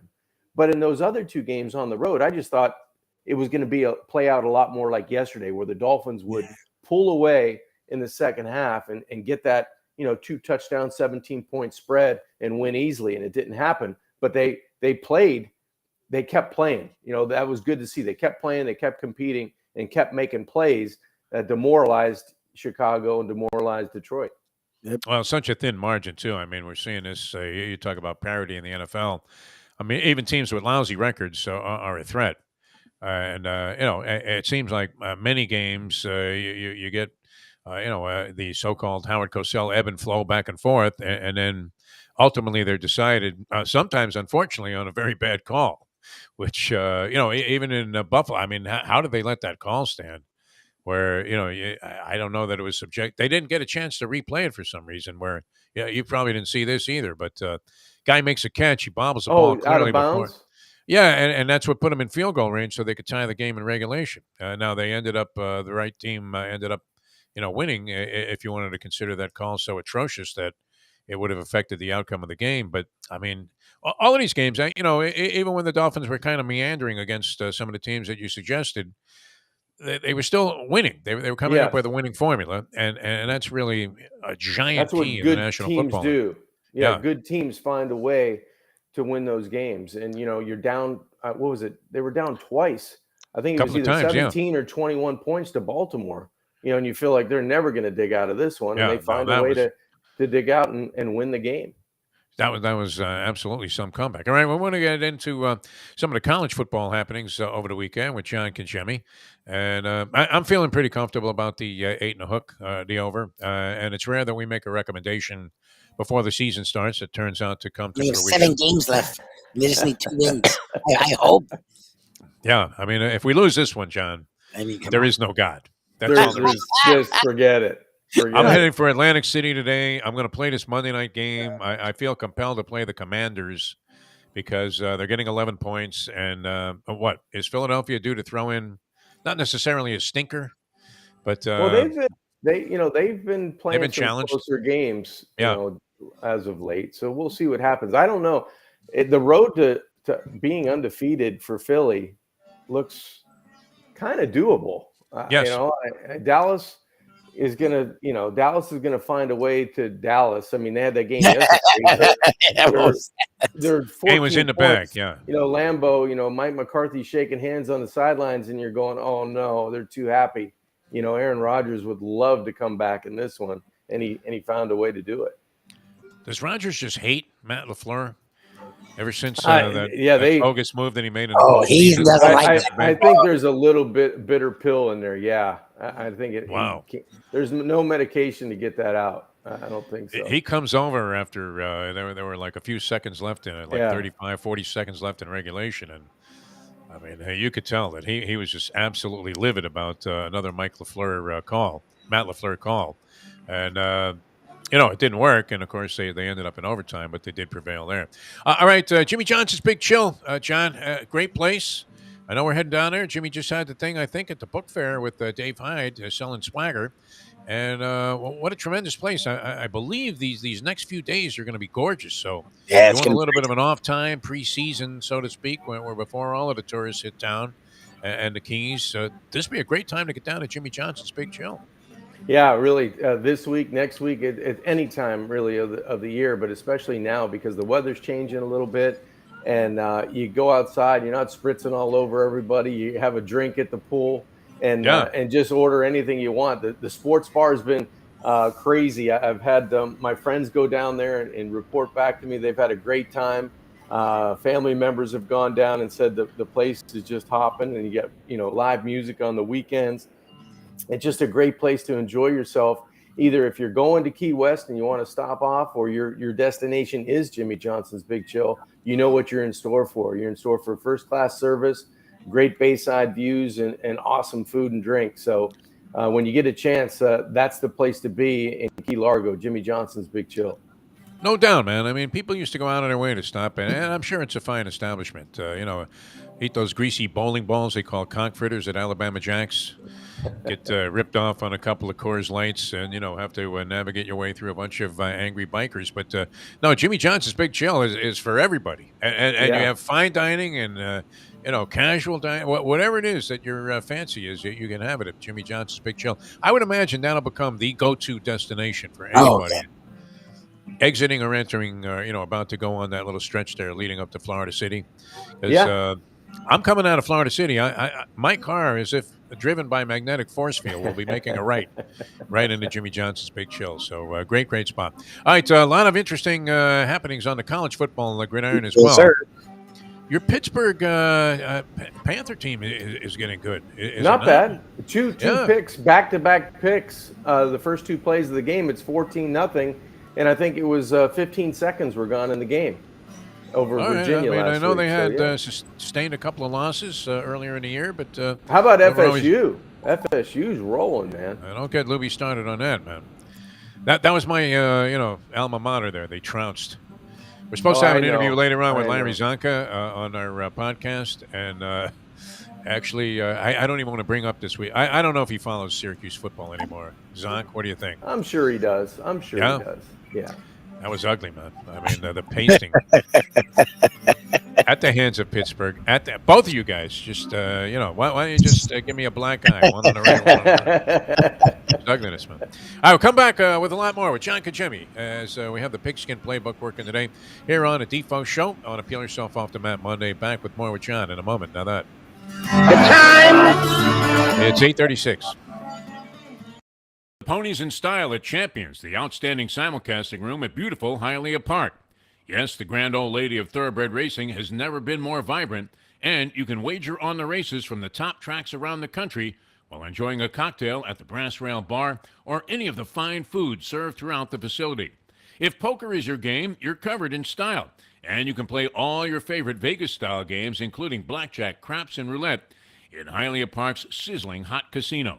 Get a player's card when you walk through the door for all kinds of generous amenities, including our favorite, free play, when you come out to the ultimate casino and entertainment destination, Hialeah Park. Hey folks, Tony Segreto here. Since day one, Catholic Health Services has been part of Old School. And since we've started letting people know about them, it's changed their lives. You see, Catholic Health Services, while being recognized as one of the top places for stroke rehab in the country, it's also about a group of people who not just excel in what they do, from the doctors to the nurses to the therapist, on and on and on. It's how they do what they do every single day that separates them from the pack.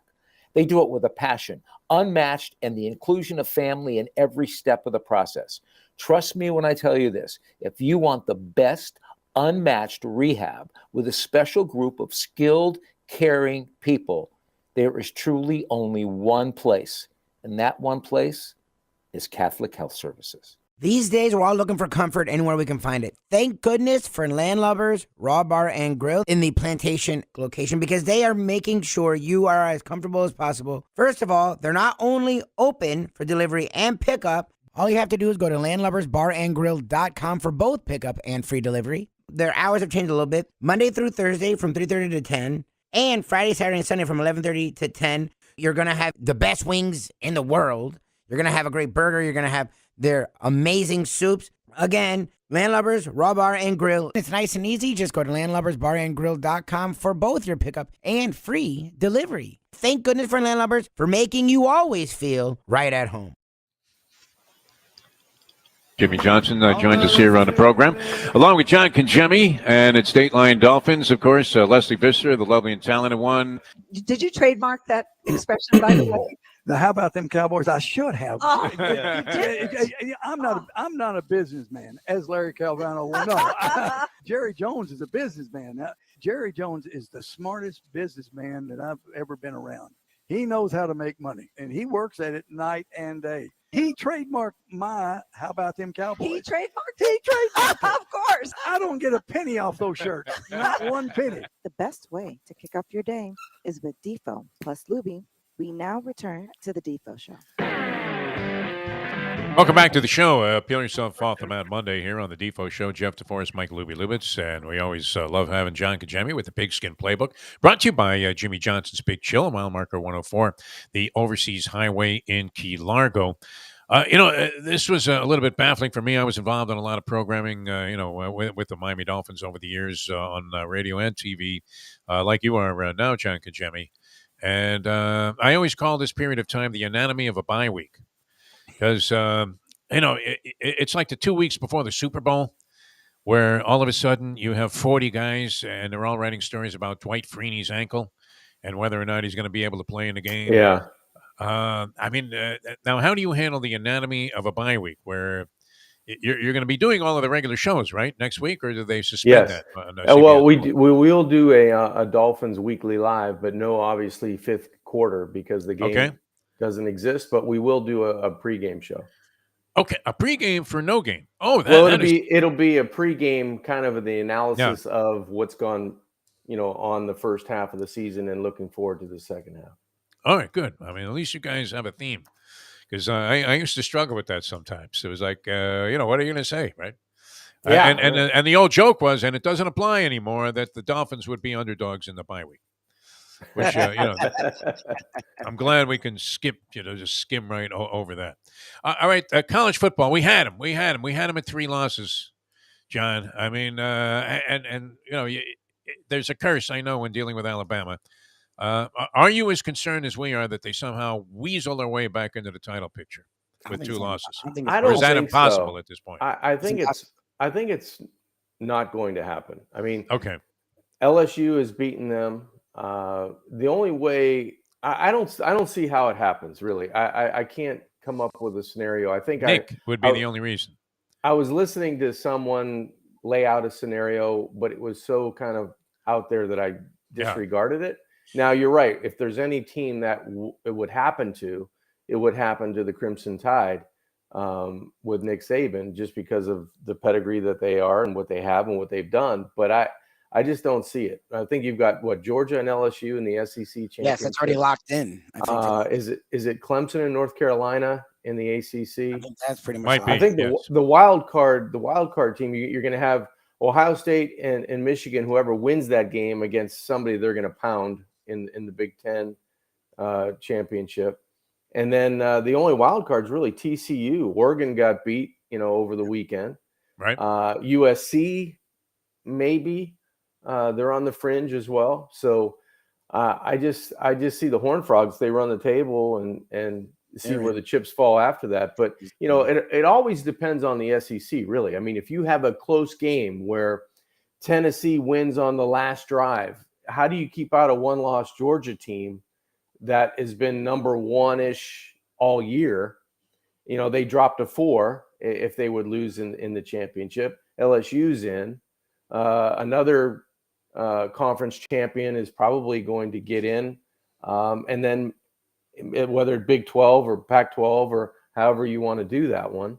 So I just don't see there's room for Alabama. Is Georgia invincible? Should we just crown them champions right now? What do you think, John Congemi? I don't know. They're a great team. They have all the intangibles that you're looking for in the pedigree that is a champion. They have the pressure of kind of repeating. But Tennessee is a team that can shock you in any one game.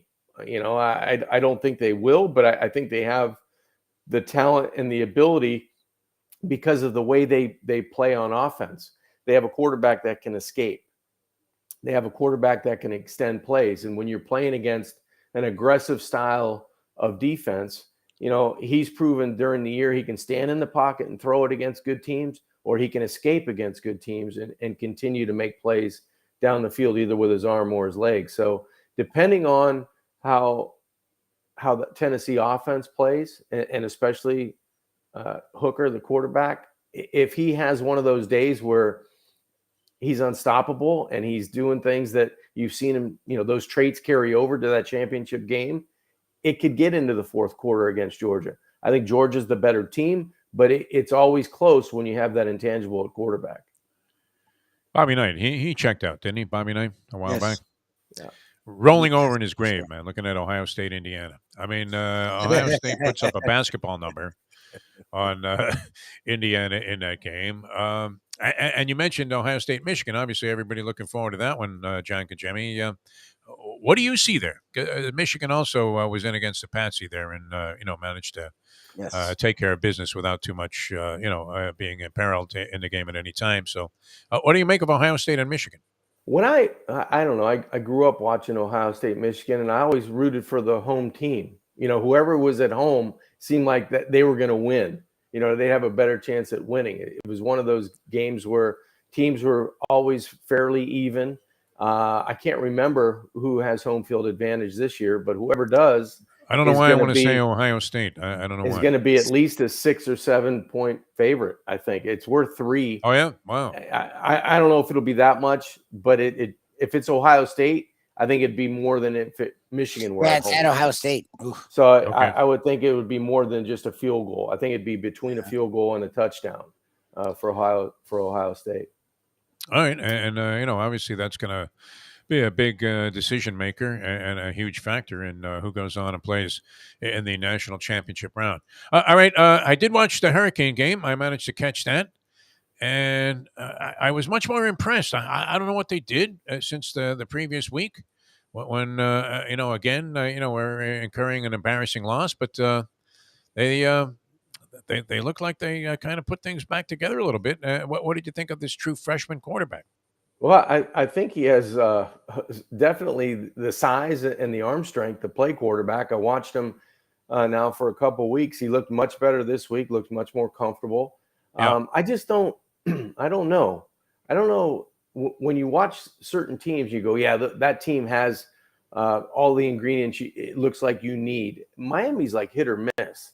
Miami either looks okay or they look bad. And Right. And they look just okay against an average, Virginia or Georgia Tech team on the road. It was good to see them do the things they were supposed to do, but I just don't. I've kind of given up on Miami this year because I kind of know who they are. Sure. And that's not to say they can't, come back and revive it next season and be a really good football team. Because Mario in his second year and they get this huge recruiting class and they're going to turn things around. But for this year, it doesn't make me want to stay on that channel for very long because I kind of like, they're okay. They're improving this week, but they may regress next week. It's one of those seasons that they don't have the building blocks. Like when you watch the Miami Dolphins and the head coach said this. They want to be playing their best football as they go along during the season. They want to continue to build and get better. The Miami Hurricanes, their best football, and I don't know if it was great, has already been behind them a little bit. Now they have a couple more weeks to put it together and build off of this last win, and you hope they do. But it's been a lot of under the 500 radar, whereas the offensive lines, it's a mash unit every week. Quarterbacks are kind of running around for their lives. On defense, they make bonehead penalties for 15 yards. They miss tackles. They miss quarterbacks when they have chances to make plays. And you don't see any of that stuff getting any better in consecutive weeks. It seems like they'll have a flash, and then they'll go back and kind of go back to who they were for most of the year. Well, that was kind of our beef, about the season was, I don't know, obviously expectations from most of the fan base, as Lubie pointed out, and he was right for a change, were a little bit out of proportion with what obviously has happened. But we thought the mark of a good coach. We're seeing this with Mike McDaniel, where the team's getting better as the season progresses. I think we're seeing it with Mike Norvell at Florida State. Team's getting better as the season progresses. Even in sustaining a couple of losses there, they still managed to acquit themselves fairly well, and then they bounced back now and played, a really, really sound football for the last 2 weeks against, Miami and then Syracuse. Right. Maybe catching the cuse in a Down syndrome where their quarterback's been injured, and Yep. that Yeah, 6-0 start was a yeah. bit of a That can facade. happen. Well, they lost their quarterback. That hurt them a lot because they were Yeah. much different offense with him. Schrager, yeah, he was, really performing miracles early in the He was season. really And good. didn't know if they were going to be able to sustain that all the way through. That seemed unlikely, but didn't think they would collapse like that. But you can't say anything but that. Hey, Florida State definitely got better as the season progressed, and that was the thing that we weren't seeing. I did, I thought I saw some indication of that Yeah, they played in this better. Georgia Tech game. For all of our criticism of the week before, maybe, there was a step in the right direction. Our good Yeah. friend, a big follower and a big fan of yours as well, a gentleman named Jimmy Ross, who we communicate with on social media, is a big backer of the shows. He said, that's it. Watch out. This was a turnaround. True freshman quarterback, a freshman wide receiver, Mario, all of these recruits coming in. love And I wrote him back, holy Tony Segreto, man. I mean, he was really seeing this as pie in the sky. I don't know that it was that. I guess, time will tell, obviously, to use the cliche. But, I don't know that I saw that in this Georgia Tech game. Apparently, you take didn't a either. look. You take a look at Florida State. Okay, they hire a coach. Was it now, Lubie? 3 years ago. This is third season. Yeah. This is his third season. Yes. Okay, they went through a rocky patch Yes. in the beginning. They had to get the right players to play in his system. Okay, they weren't going to adapt. Okay, we have this in the cupboard. Let's change what our concepts are. They wanted to bring in his system, and I think they ended up getting a quarterback in the end that overachieved what they thought maybe he could do. Oh, yeah. I mean, this guy is playing as good as just about anybody in the country. And the players around him within the scheme of what they're trying to do, because they look a lot like Memphis on steroids. When Memphis had this offense, they had some dynamic players in that system at running back and at wide receiver, and they managed the quarterback situation. Here you have a dynamic quarterback with almost equally dynamic players at certain positions, whether they come in via transfers or portal or you just homegrown that build into this system, that have really taken this offense and taken it to another level. So that's the scenario you're hoping Miami gets into, with a quarterback after a year or two that gets into a system. Now, I don't know if they have as dynamic a system built into this offense as Florida State does, but you're hoping that the other side of the football can maybe take over while they find out who they are as a quarterback and as scheme on offense, to get to where Florida State is in maybe a year and a half, 2 seasons, because you're not going to shortchange Mario if you're bringing him back from Oregon and give him 2 seasons. Okay, you haven't done anything, we're going to get rid of you. This has got to be kind of a 2, 3, 4, 5 year system or term to build what they think they can be. Florida State fast tracked it in year 3. Can Miami copy and paste and do the same in maybe year 2.5 to year 3.5? Because the Hurricane fans aren't going to be as patient. They're going to want to see it next year where Florida State is this year. So we'll see what happens. I don't know if the injection of new players, unless they change the dynamic of what they're trying to do on offense, would matter. Yeah, I don't know if there'll be much of a lengthy free pass there on Mario Cristobal if it continues to be in this kind of mediocre mode of football that the Hurricanes have been playing for the last several years. I would think the indictments would be far more scathing next year if they had the same kind of season. But hopefully Jimmy Ross is right, and we can change this discussion and not be having the same conversation as we had been having about the Dolphins for 20 years prior to this year. It is nice, because a lot of people feel, John, and you know this, that this business is fueled by negativity. The more atrocious things are, the more likely you are to get a response from your audience, and the more riveted they would be sports talk programs of this nature. But the truth is, it's always great to be on that wave of success and a bandwagon. especially if it's a rarity. So let's hope that we're having that conversation about the Hurricanes, and it continues to escalate with the Miami Dolphins. All right, we're going to take a quick time out and then come back and take a brief look ahead, because I will be in a sports book on Tuesday and Wednesday night with live betting action. And a bunch of wise guys wannabe mafioso that come into Atlantic City from all points in New Jersey. And then the Philadelphia mob is there as well. And they're all, engrossed in the degenerate activity. So I want to be the one that's holding a winning ticket. So I'm going to ask you about games here. I don't know if you have an opinion on these, but these midweek games are starting to pile up here in college football.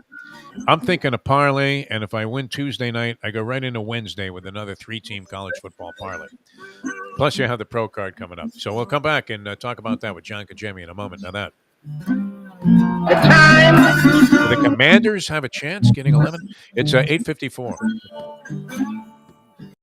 Folks, Tony Segreto here. Let me ask you a question. What do you look for when you go out to eat? Good food, obviously, friendly atmosphere, not too loud, but good energy, reasonable prices, and a place where you feel comfortable. All those ingredients, no pun meant there, are hard to find unless you're talking about the Texas Roadhouse. You see, they encompass all of those attributes. Really, really good food, amazing atmosphere, good for a family, good for a date, or just a night out for yourself, and prices that will make you extremely happy. Their ribs unmatched, steaks hand-cut every day. Everything, and I mean everything, is made on site, including their incredible bread. It's the one day, folks, that you can forget about low-carb diets. Trust me when I tell you, Texas Roadhouse, your restaurant, your destination when you say, where should we go and eat tonight? From the newly renovated sports bar to the beautiful bayside views captured at the Tiki Bar, Jimmy Johnson's Big Chill has it all. Located at mile marker 104, the Big Chill also offers waterfront dining while experiencing breathtaking sunset views of the Florida Keys. It's simply the hottest spot in the Keys to cool off. That's Jimmy Johnson's Big Chill at mile marker 104 in Key Largo. For more information, call today at 305-453-9066. Welcome to the show, John Congemi, who joins us for Dateline Dolphins. John, how are you, my friend?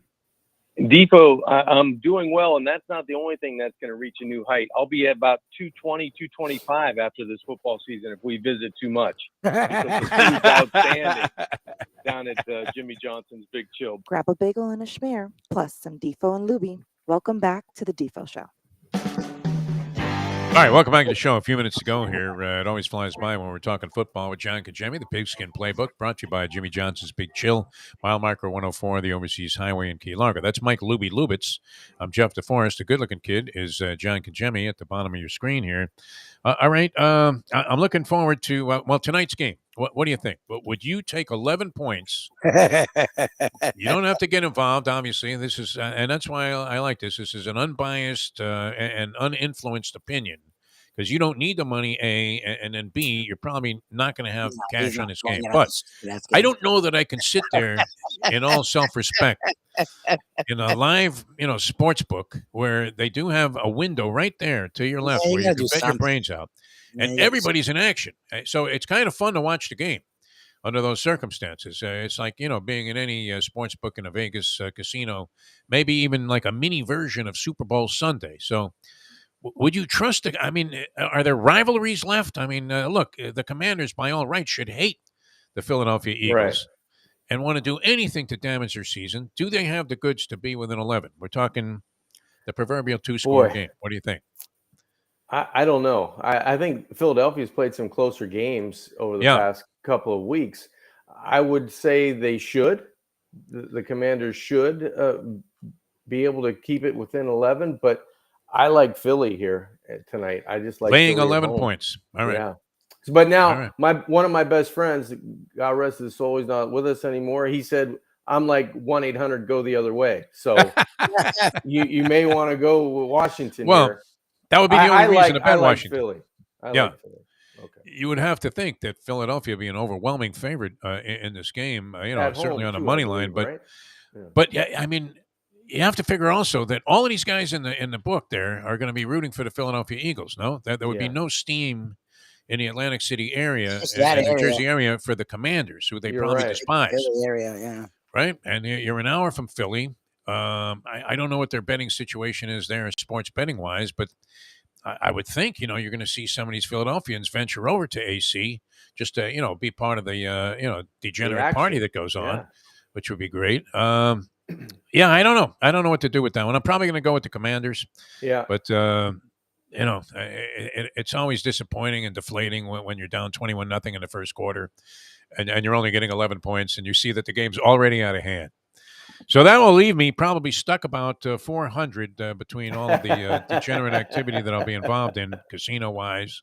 Going into Toledo versus Bowling Green and Ohio versus Ball State. I was going to say think that Ohio Ball State game might mean something to you. Ball John State's Congemi. been nice for the professor lately. I would touch base. What with do you him. think? Ohio Ball State getting 4 from Ohio. Would you have an opinion on that game? Let me preface this by saying you don't have to have I've not seen either team run a play this year. All the more reason to have an opinion. So then I would take Bowling Green, or I would take Toledo over Bowling Green on Tuesday, and I like Ohio. Going to lay the 4. Yeah. Going double chalk there on Tuesday's card. All right, I won't bug you for the rest of it because you got Miami of Ohio in action against Northern Illinois, which is a darling. No idea. Out of the MAC. Absolutely no idea. That's Wednesday. And so I don't know. Maybe I engage in something really ridiculous and financially irresponsible, like a 3-team parlay. Yeah, knowing nothing about any team. That would be the way to go. That's always a fun way to do it, Defo. Right? Yes, because when that's the only way you win. You go in, you go, this is Lock City, and you come out and you're depressed and your pockets are empty, and it's a bad feeling. Yeah, and then you venture off and think, well, maybe I can make a quick score on video poker, and then you put another 2 sticks up in smoke, and you're cursing the carousel that these machines are on there, and wondering why no one else is playing there because they've all been fleeced of every dime of their cash. All right, what do you have on the horizon? I mean, do you get like a week of rest, John Congemi, with a bye week? No week of you're rest. Working, but you already know the material.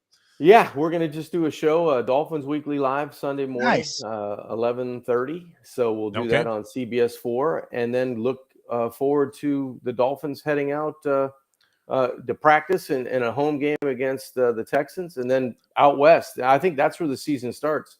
They got 3 in a row: San Francisco, LA Chargers, and then at Buffalo.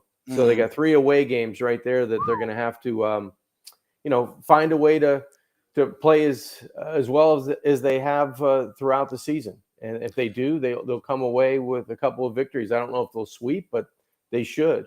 They should win, at least 2 of those. Oh, please say it's so, John. I'm assuming this win over Houston is in the bag coming out of bye week, and that puts us at 8. All we need is a half a victory. 1 more win. 6 games to go on the schedule. If we lose that, that's it. I will never gamble again or recommend that anybody ever get involved in any kind of wagering. So I will feel horrible if this game comes down to the last 2 division games. Oh my God! At New England and home against the Jets. But I don't think you're going to get there, Defo. I think you'll lock this up with probably 3 games left to go. Yeah. Our audience is counting on us being right about something once every other leap year. So I hope we're right about this one. All right, you're saying what now? Toledo and Ohio over Bowling Green and Ball State. I forgot even what I said here. I want Toledo and Ohio. Those are my Ohio picks. All the way. He's going Ohio. All right, I'm gonna go ahead and throw that out there. On some ticket and hopefully be screaming. I'll be the one guy left lingering in the sportsbook there as they're closing. Text me during the week. I'd love to see the outcomes of this. Yeah, they'll be wiping the blood stains off of the tables there. And I'll be come on, Bowling Green. What the fuck? Who's the guy face down over there? Oh, exactly. Thanks, John. Always a pleasure, my friend. Great job. Thanks, guys. Talk to you guys next week. All right, John Congemi, ladies and gentlemen, brought to you by Jimmy Johnson's Big Chill, mile marker 104 on the Overseas Highway. Our thanks to Hialeah Park. Lubie's going to carry the ball Tuesday, Wednesday, Thursday. You feel comfortable with that, Mike Lubitz? Sure. There's a lot of ammunition out there, man. We didn't get to anything. I mean, in terms of outside of football here. We'll get through. I know that's kind of the plan there on Appeal Yourself Off to Matt Monday, but you have a lot of NBA action. You have all kinds of stuff. The National Hockey League is going. That thing in Qatar. I mean, are they really going to do that? The World Cup? Starts Sunday. Mushnick was great, man, talking about how many allusions you think there'll be to the slave labor, essentially. Oh, none. 0.0. None. That once. contributed Not to the once. construction, emergency construction of these arenas that they had to build because nobody can play in the fucking desert. I mean, what kind of insanity is this? I mean, who mandated this? The red wave probably, is happy about it. But nonetheless, will they mention any of these atrocities during the broadcast? What do you think? No, not once. You would Fox think they would at Sports? least say, rest in peace, all those that risked their Yeah. lives to put on this. Did they put the 7,000 names on the screen there? Yeah, exactly. No, they won't be doing that. No memorial for these people. There's no Nothing? way. No way they mentioned it It'll once. it'll be peaches and cream the entire time. What a wonderful country! My God, Exactly. I mean, it's good to be here in Qatar. Look, I probably would do it. But would you, Lubie, for the money? What do you think? It's like the Live Tour people that we're condemning. If they sent you out there, if soccer was your game, you were Phil Shane. I don't know. And they sent you to Qatar to cover the World Cup, and they said, I listen, don't know. make That's no rough. mention of anything that's of any importance to humanity. Just fluff right over that. Wow, isn't this a fine facility? Exactly. Can you believe these stadiums? God. What the hell has happened to the universe and any semblance of integrity and dignity? It went away a long time ago, people. But we're still here. All right, Lubie, you have fun. I'll catch you again. Be back on Friday. Yes, sir. So we'll see you then, and take care of Mike Mayo and the lunchbox there. We'll have some fun. And we'll have to have him go to I think it's called Il Capriciosa. Okay. Or Oso or something like that. Guy was very nice. Never judge a place by the service to big parties, though, because I mean, it's hard. We had like 6 lasagna orders, and they only had 2 left after they had geez. waited an hour to come back out and say, "Hey, listen, you want to take a look at the menu here? We don't have this stuff." Yeah, it's annoying. That's a little annoying. There's no question about it. I mean, regardless of how well intentioned, you're sitting there. The flowers are already in the punch on the party. You're thinking, I'm not hungry. Can we just get a pizza to go and get the fuck out of here? But no, the food itself, very good. I would give it another shot. But big parties, discuss that with Mayo. That's one of his pet peeves there. On We will talk about that today, 12 p.m. right here. All right, we will see you guys. Lubie will see you tomorrow. And thanks, everybody. And Lubie will see you later on today with Mike Mayo's Lunchbox, 12 o'clock here on South Florida Live. For Lubie and John Congemi and all of our guests, Brett Tessler, right here on the program. I'm Jeff DeForest. We'll see you next time as we leave you now that. The time. It's 9:06. Let's go to eat a damn snack. Look what they done to my soul.